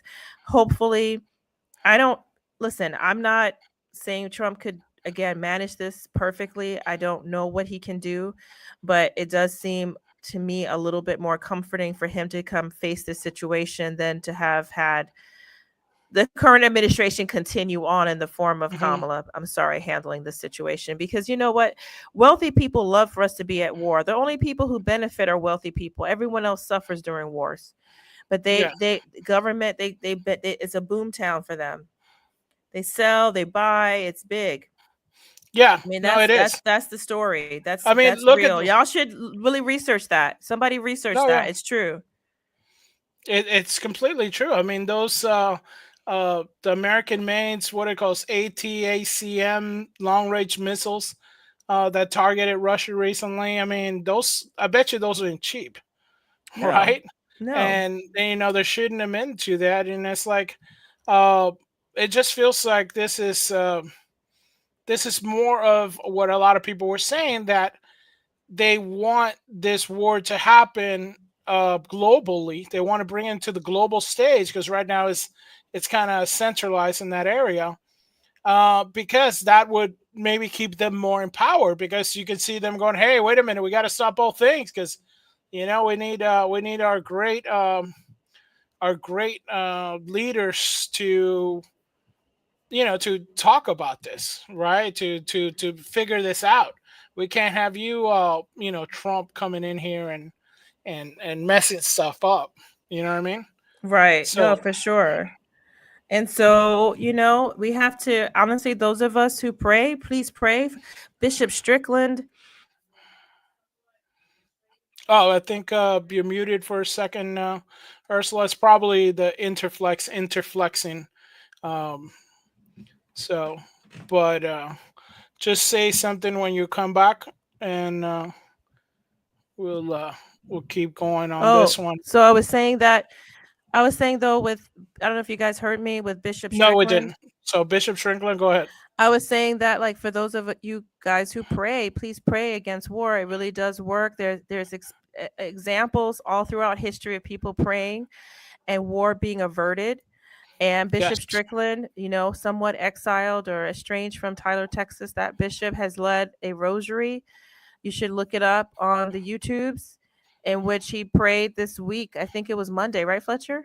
Yeah, I believe so. So yeah, it's a against this war. novena, right? Well, I don't know if it's a novena. Maybe it will be for those who are listening. A novena is a series of prayers, usually for 9 days. I don't know. Maybe there is, but at the very least, he did a rosary with a lot of people praying against this ripening into, what would be World War III. Nuclear war is not something to play around with. No, and it is crazy because it's we see, I guess, Europe prepares for World War III. Now Germany reveals plans to mobilize national defense and 8,000 NATO troops after Kremlin nuke threat. And U.S. announces new weapon Kyiv can use to stop Russia after allowing long-range missile strikes. I mean, this is all like coming ahead. Yeah, and we're just sitting here like sitting ducks. Right. Honestly, and I mean, this was a big election. I'm not saying that I don't know what would have happened if it went differently, but I do feel that maybe we have a shot here. I mean, perhaps these countries will respect a man, will respect Trump. He has shown a lot of understanding of diplomacy. I mean, he's not personally diplomatic, but he has politically shown diplomacy that has been helpful. We do not want to be dragged into a world war, you guys. War is not good. Again, except for the rich, it is not good. Yeah, it's kind of crazy, all the stuff that's happening. I mean, Europe is acting like war is going to happen. Okay. No. I mean, we don't hear about it over here, but you see, even like so Norway, they're storing food and water supply. Sweden, they're doing shelters for nuclear strike. Denmark stocks up on iron in case of nuclear accident. Finland, all Finns have national defense obligation, meaning they're all conscripted to go in the army. I mean, all this stuff is happening in the area. This is, I mean, also we're kind of far away. We don't hear this stuff, but the war, the world is actually affected by this more on. We're just giving money in this sense, and hopefully not sending troops.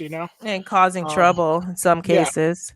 So Our Lady did say, pray for peace, pray the rosary for peace. Her Immaculate Heart will triumph. Let's pray for intercession. You know, a lot of people have consecrated our nation to Our Lady, you know, Our Lady of the Immaculate Conception. She has come before people to help them to avoid war. Jesus does not want war. I don't think that's what he's looking for. So we have to pray that these people don't bring us to nuclear war, you guys. It would be absolutely devastating. Yeah, and you know, please pray, whatever your denomination, whatever your inclination is. Praying is always good, and we really need it. We really do need it. Yeah, we do. So I hope that's a high. I mean, I'm sure it is on Trump's radar to try to diffuse this situation if he's able to. Again, like you said, I mean, maybe Putin is not to be trusted, but he said that he would deal with Trump and they could bring this thing to a close because it's not in anyone's best interest to do this. I mean, who benefits from this again? yeah, the people who make the weapons and not Yes. us. And definitely not the people, definitely not your children. We definitely don't want this. We must, Ukraine, Israel, everywhere right now there's a war, civil war in Africa. Everywhere where there's war, we pray for it to end in Jesus' name. Amen. Yeah. I mean, but we do have a lot of things in our side of the fence that we need to kind of focus on also. And radical judges are one of them that really affect us horribly. And this is kind of ridiculous. So I guess this is coming from red state. So a few people didn't show up, and this is the kind of thing that drives me nuts. You're not going to show up to vote, and literally that's your job, right? I mean, I can see if I'm hired to flip burgers, right? And I go and then I say, you know what? On the day that I'm supposed to flip burgers at McDonald's, I don't show up. I don't show up because I think, hey, I got other things to do. And then my boss goes, hey, wait a minute. That's your for those job. who may not know exactly what's happening, so basically what there was a vote earlier, maybe this week, in which the Senate had to vote to confirm or to reject an appointment of a federal judge who was known to be considered a radical.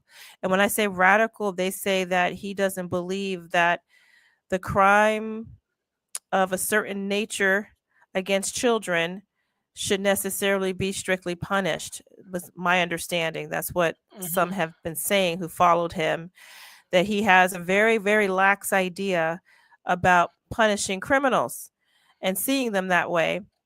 And yet some of the Republicans didn't show up to the vote and he got through. And because it's a federal judge, it's lifetime appointment, meaning he doesn't get out for his life. You can't get rid of him. He doesn't run for election. Once he's appointed, he's there for life. And he's not an old man. So you're talking about decades of somebody who doesn't have the same idea as most people. You know what I mean? Like you see here, what you have here, Fletcher, we won't say the word. Read the whole thing, yeah. But we'll say that he has apparently written, this judge, that laws against abusing children are racist. That you can see the real word up on the screen. That's what he said, and he gave lenient sentences to those who do bad things to kids. And really, a few Republicans didn't show up who could have voted it down. And are you serious? Why can't you get to that vote? I mean, it's the little things, like you said, getting involved in your local election, but it's also not big picture things. Sometimes just show up. Right. And Isn't that these are the Republicans who failed to show up for the vote. Senator Matt Brown, Senator Steve, whatever that name last name is, Bill Haggerty, Senator Marco Rubio, and Senator J.D. Vance. We're just calling it how we see it. I mean, here we are. Rubio and Vance, both Catholic. You're like, hey, this is. I mean, some people could say, hey, I understand J.D. Vance. He's, preparing to be the vice president. We don't understand. All right, just to make our side of it understood. We don't understand. We don't understand why this happened. We don't understand why it had to happen. We don't understand and we don't approve. We have, you know what? Hey, do better, guys. I You mean, guys it's a are in there because classic. we believe in you. Yeah, it's classic Republican nonsense, honestly. Y'all can't Yes. win for losing. It's Yeah. like you guys, you really, it's like you snatch defeat from the jaws of victory all the time. That's what y'all Republicans do. And here you have an example. Y'all did not vote for something that honestly, it could hurt children.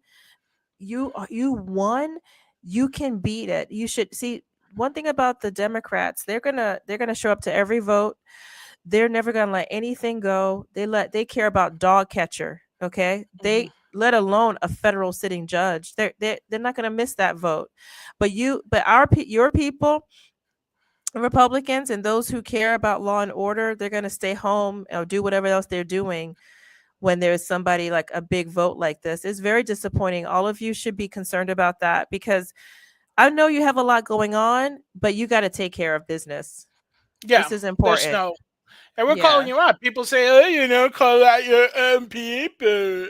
Yeah, we call out our own people. We call out your people all the time. No, bro. and that's why we don't like to listen. Anybody listens to us knows that we try to, we have a point of view, we have points of view, but we also are not, no respecter of persons. If somebody's doing wrong on our side, we try to call it out, or our sides, because we don't always see it eye to eye either. So this one though was kind of sloppy. At the end of the day, when you win, you win. Right.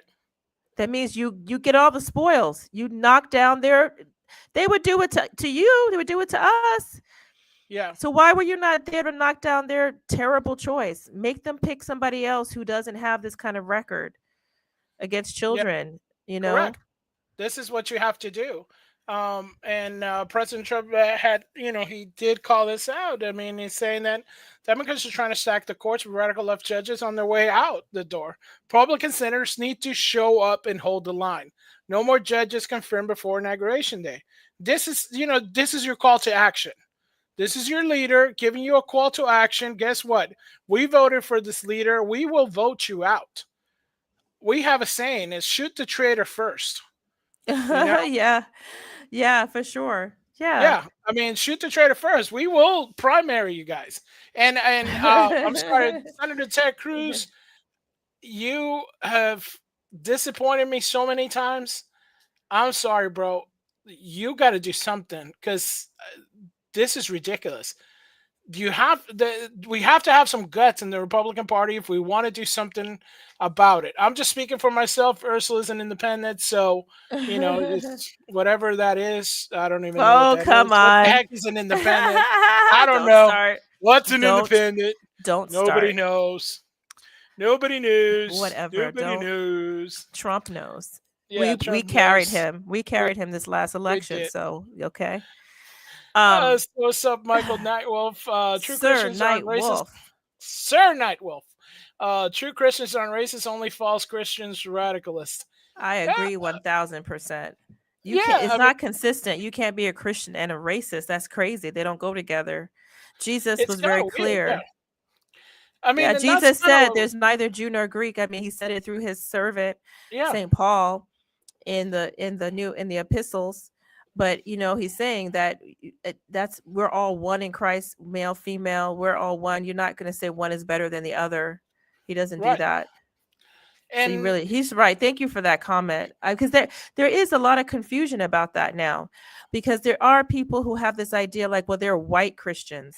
Right. I'm sorry, like that's not, or even black Christians. Yeah. I'm sorry.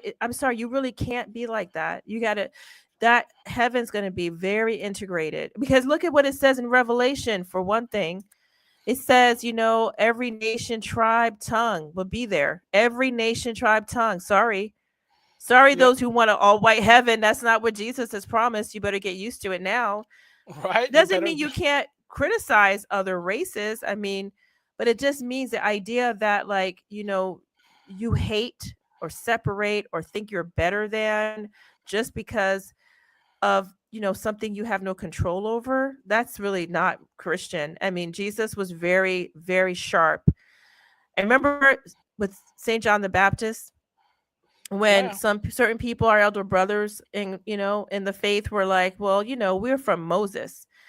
Like they were proud of their, you know, genetic material. And what did he say? God can raise up from these stones sons of Moses. You're nothing because of your connection genetically. It's your faith in me that matters. So yeah, I love it. I appreciate Sir Michael Nightwolf for saying true Christians aren't racist, only false Christians, radicalists. Yeah, I agree. Yeah, I mean, look at us. I mean, you know, we're as mixed as can be. It's kind of hard being racist. I mean, how are you going to be racist? Are you going to be racist against your mother or your father? It's kind of hard. And, you know, we have churches all over the world, brothers and sisters from all over the world. It's the only way to do it. Plus, we have good food when you do that like that. I'm sorry, that's how you do it.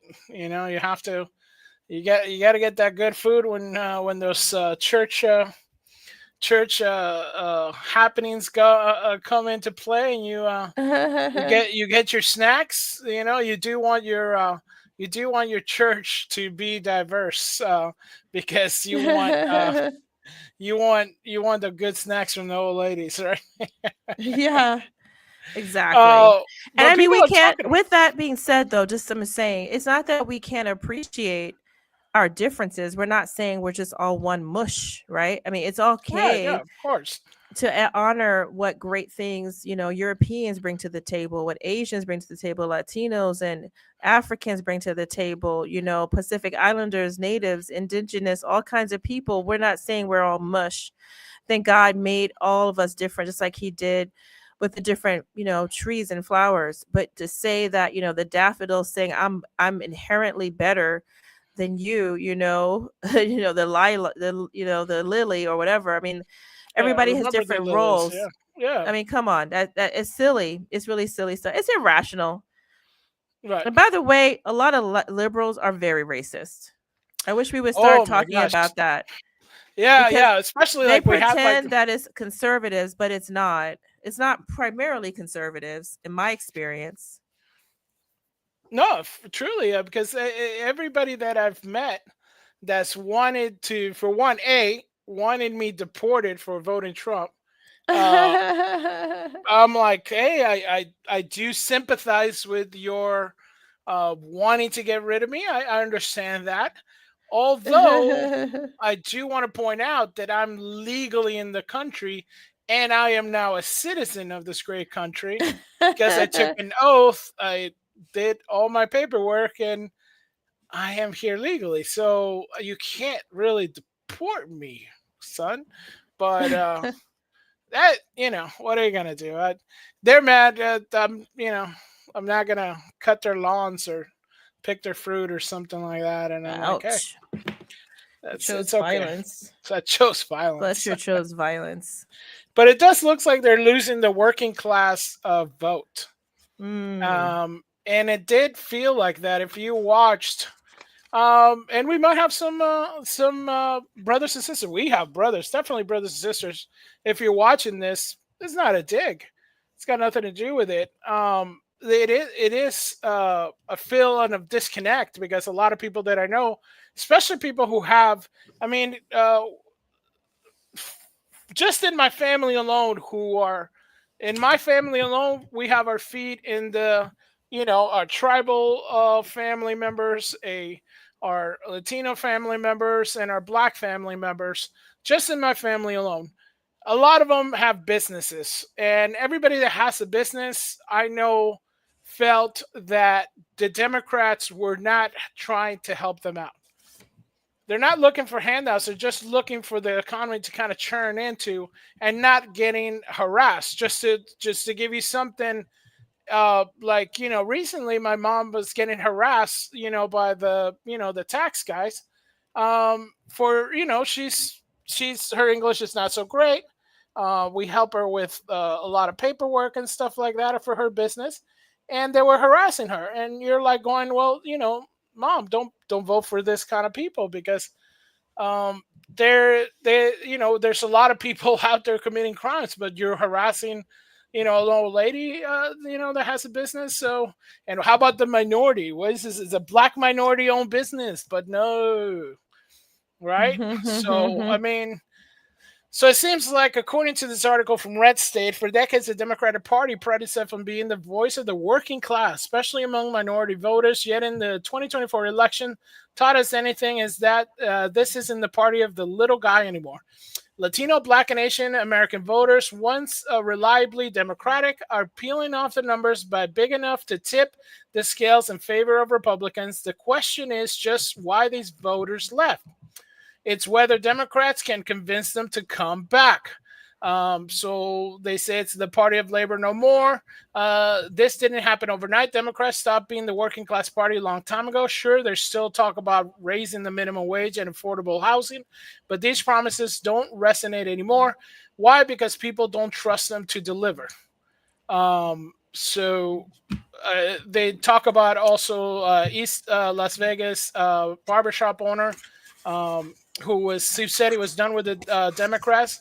And then he flipped the parties because they figured, these people are for us. We know a lot of these people like that who had businesses and they couldn't keep them open, especially during the zombie apocalypse.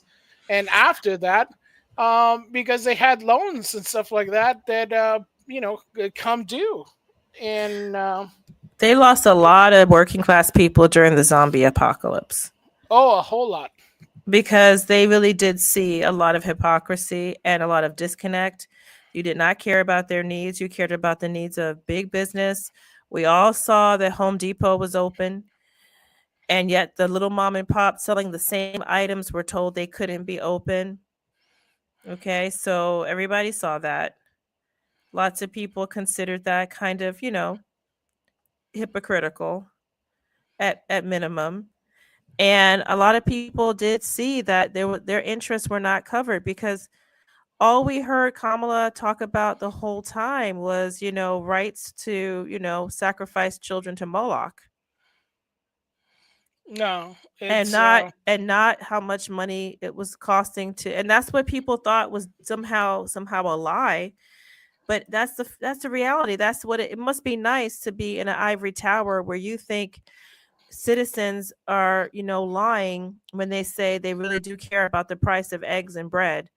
Must be nice to say, oh, I don't believe that. Remember we showed that, Fletcher? Oh, yeah.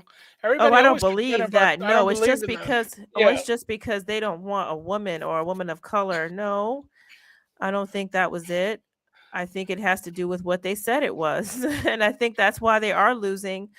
The D's are losing working class voters, and you saw them en masse in many ways voting for the orange man.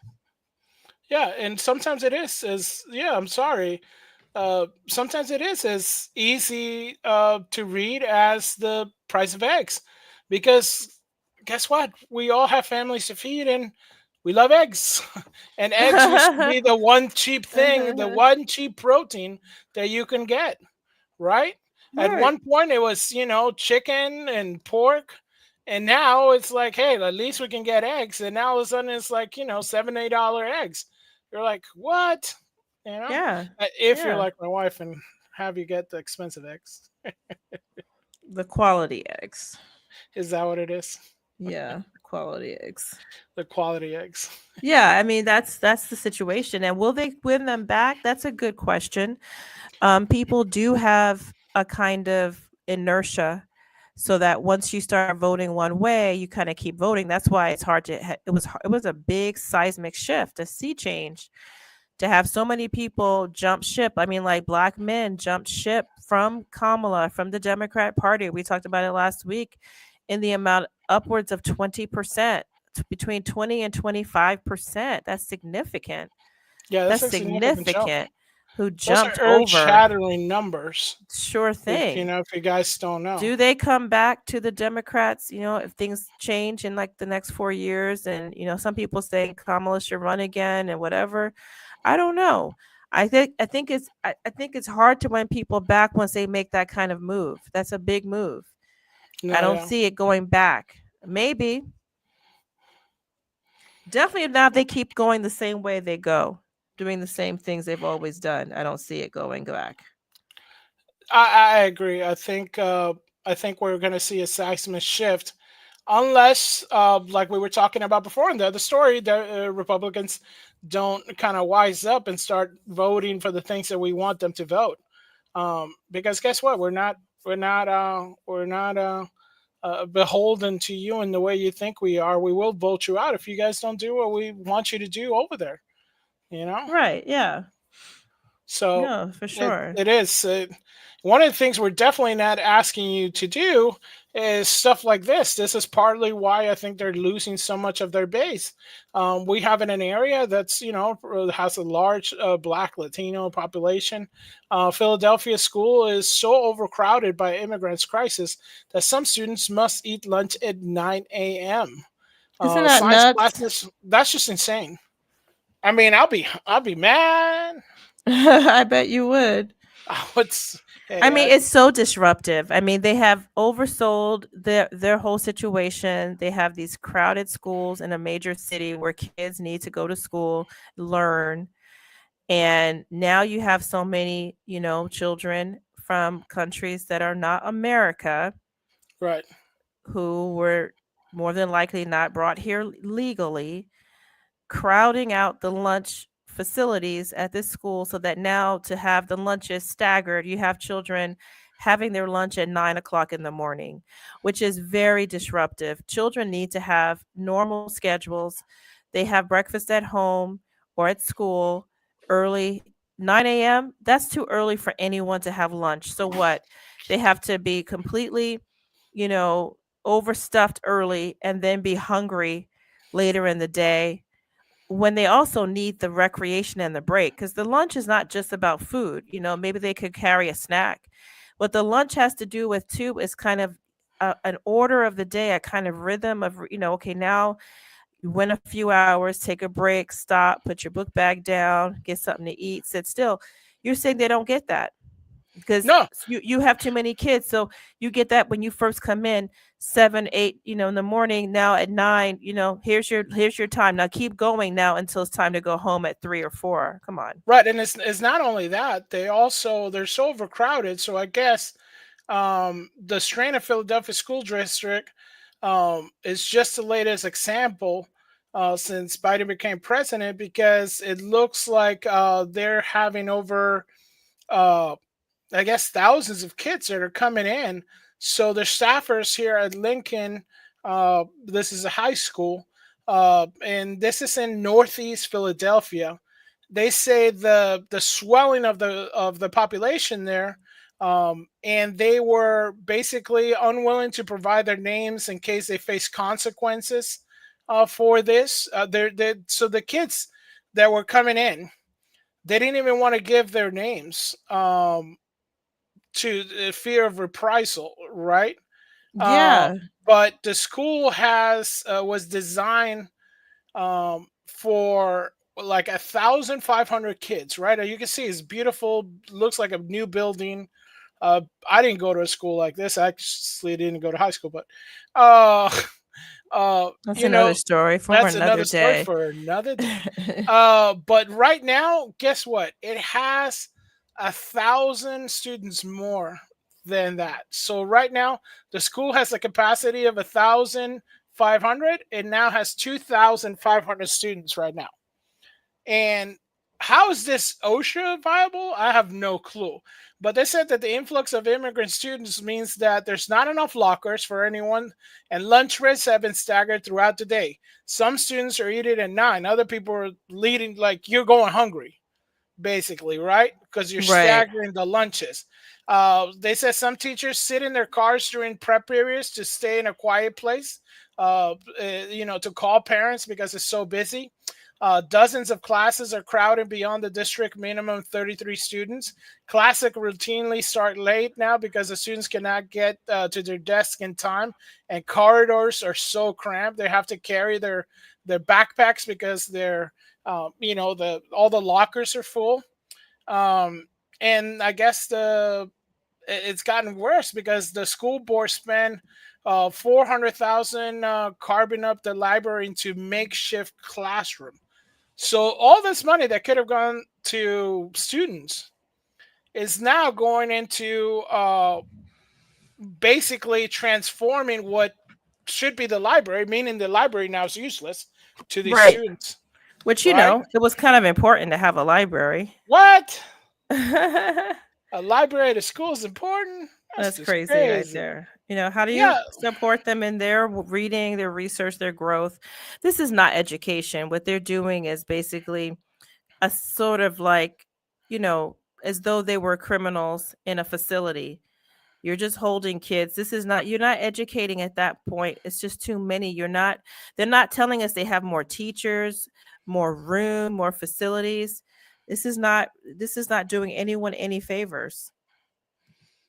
Right. And, you know, they're just, you know, they're showing they're coming into Philadelphia, then they're taken to employees to a shelter and stuff like that. And we've seen this before. I mean, I bear repeating, you see these ladies, they have, you know, extremely, you know, hip footwear and jackets. And, you know, you're just, you know, what can you do? I mean, you're basically saying, hey, everybody that's coming in, it's more important than the school kids. And who are from here, whose parents pay taxes here, who grew up here, who are citizens here. Right. You know, those things. Those things? Is that important? Right. Just a little bit.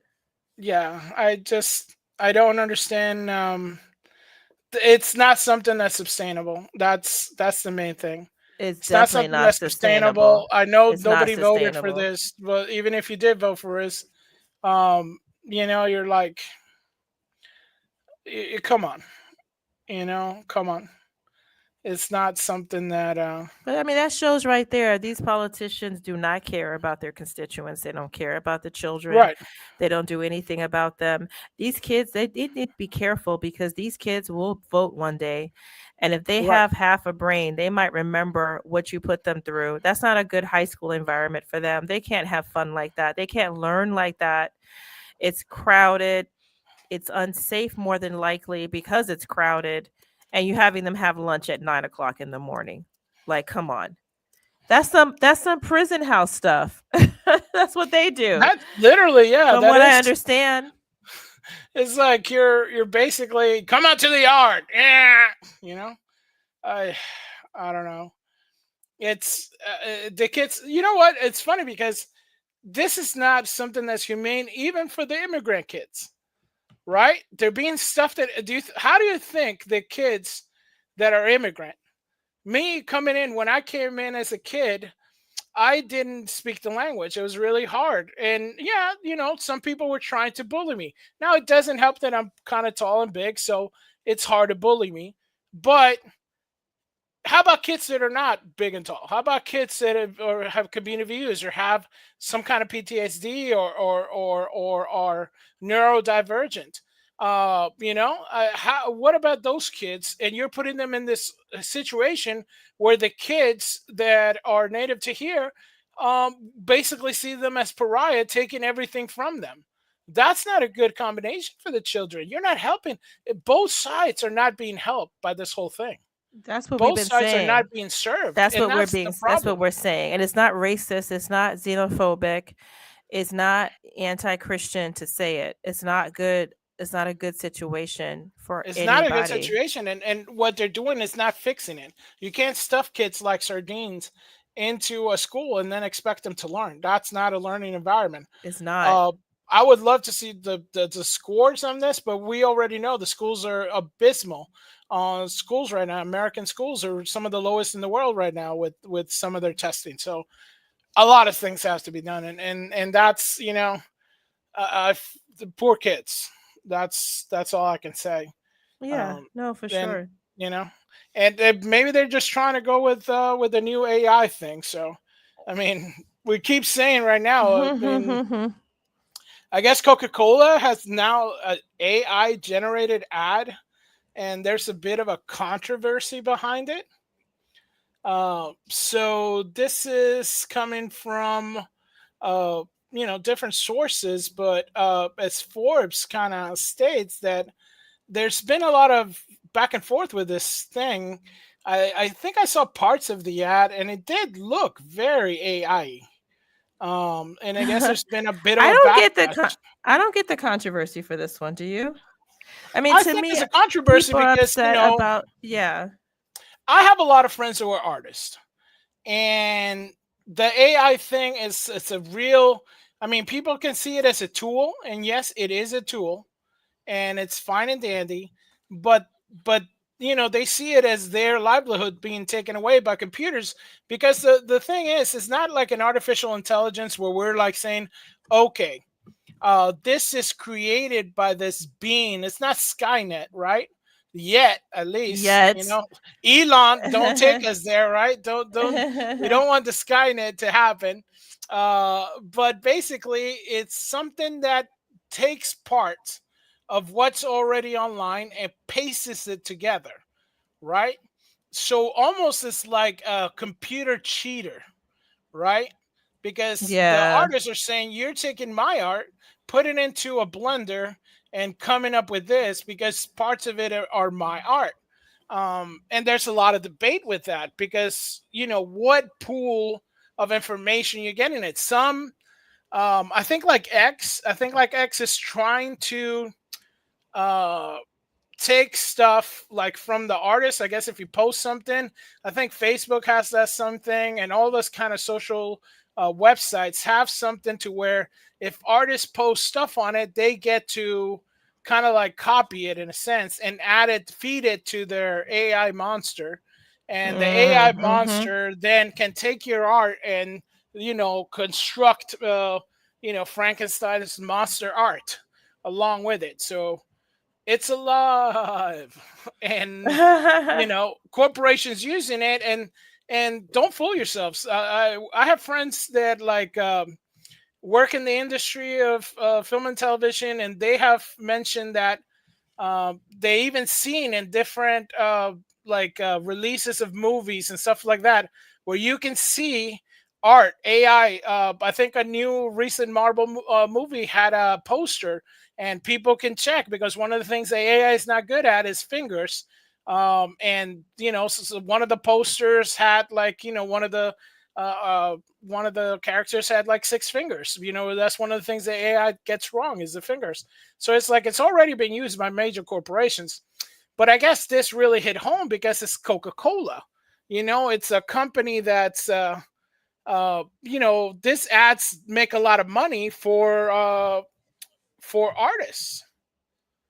So I think I get it. I mean, what I heard was a lot of people look forward every year to Coca-Cola's holiday Christmas ad. Like the one that became very famous were the polar bears, on the ice, which we associate with Christmas snow, sharing a Coke, all of these kinds of things. And so they look forward to it almost like people might look forward to the Macy's Day Parade or the Rockefeller tree going up. Some of these kind of American, traditions and rituals. And in this way, they said they were let down because the whole thing was done with AI. Like they put no attention or time into doing a real something that was human and connecting with others. And like you said, denied people jobs to work on it, which usually it was like a big thing. So I get it. Thing. And you can see it. I mean, you can check it out. So this is what it is. And let's take down the music because we'll get hit on that. Oh, we can talk through it because my understanding is if stop so every if you little see bit. If you see it, you can clearly tell that these are AI generated faces, and because the movements are kind of unusual, and these are just done by different apps, right? And it's major studios are using this, and now a corporation that used to be a lot of money for artists. Right. Yeah. So I agree. I mean, that's something that's kind of cheapskate on Coca-Cola's part. You could make a lot of people happy. Use humans, have some kind of soul. You could do it. You've always done it. Don't be like a typical big corporation just trying to watch the bottom line. You have a kind of, responsibility. You've done this for years. People look forward to it. Give the people what they want. They're your customers. You should look out for them. And they're disappointed. And I personally don't have that tradition, but I understand. No, and it is truly, it's one of these things where you're kind of going, hey, there's something that we wouldn't have if it wasn't for AI. But at the same time, I mean, I can understand it. What if you're like a person who's not a creative, and you own a small business and you want to do something for yourself, right? But a major corporation, I mean, they have all the tools in the bucket list. It's not. I mean, I don't think it should be illegal for them to use AI. I think it's a little bit disappointing for the people who supported the product, and they expect a certain quality, right? Well, yeah. If you really want quality, Mexican Coke it is. That's what you should get. It go get a Mexican Coke. That's more the style. But things are changing. Things are changing, and are they changing for the better? I don't know. Do you think they're changing for the better? I don't know. So let's go with this one. So this is Jaguar, or Jaguar as they say in the British Bond. Jaguar, that's how they say it? Jaguar. I think okay, Jaguar. I mean, I've heard it both ways. The right way and then yours. The right way and then yours. Oh, that's true. So this is their new ad, Copy Nothing. So we're gonna check it out. I'm gonna pause the music, and this is Tell me when you see this, what do you think this ad is for? A very expensive perfume that smells terrible. Yeah. So would you think that this is it's a car commercial? I would not. I do got to give it to the person who did this ad, the company, because they're getting so much, so much for this. And even like Elon Musk, asked them, do you sell cars? And you see like 6 million people watch this, and they said, this is ridiculous. There's a complete ratio on it. Their ad has like 25,000 likes. But Elon's just talking to them has like 318,000. It's just, what are you doing? Yeah, we love to show you. Join us for a cup in Miami, December. Warmest regard. It's like, boycott Jaguars. You still don't get it. It's I mean, did they use AI in it? Like, what's the deal? No, those are real actors. Those are real actors. This is They look kind of like freaks, so I couldn't be sure what they are. Yeah, this is kind of like the Zoolander thing. It's like, it's just totally bizarre. You're kind of going to yourself, what exactly are you trying to sell here? And granted, nobody was talking about Jaguar, but now people are. But is that good? I guess that's the point. Yeah, I guess that's the point. I think it's okay. It's a bizarre commercial. It's clearly very showy.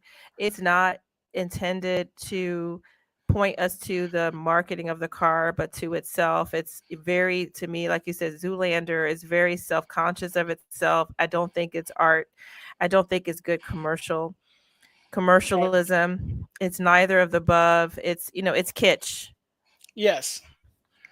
No, it's completely kitsch, and it does feel like it's just poorly done. You know what I mean? It's like, you just have this kind of idea that you're like, you should do something that's more along the lines of wanting people to share your brand. And I think it's a bit of a misnomer. Just to give you an example, this was the Volvo ad that just recently came out. Okay. Sorry.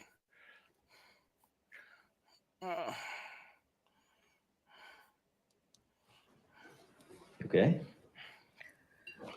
Yeah. All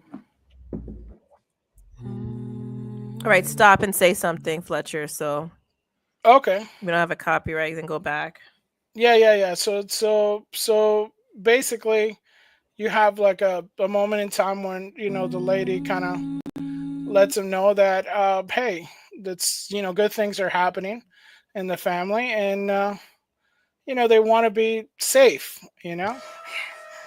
So they're going through the birthing pains, and you have your kid. The kid grows up, and they're riding around in their Volvo, dealing with things. And the life of the family goes on, and they see their life together. Sometimes the moments that never happen, matter the most, and you see the the family there together, and what you see is that the Volvo, who's known for the safety, this woman would not be there if the Volvo had not stopped and this lady was saved because of the safety system. That's not a good commercial. Right, because Volvo is known for safety, and they're selling safety, and they're selling their car as safety. And how safe is your car? We're going to save lives in a Volvo. Now you take Volvo, and now you take this, whatever this is. So there's some weird stuff happening, but we've gone on more than I think we should, and we gotta cut it there. Even though we have so much to share, we might do a catch-up stream, maybe in the weekend or something, right? Yeah, we can catch up. We really appreciate you all spending time with us. Very much so, and thank you so much for listening to us sometimes ramble on.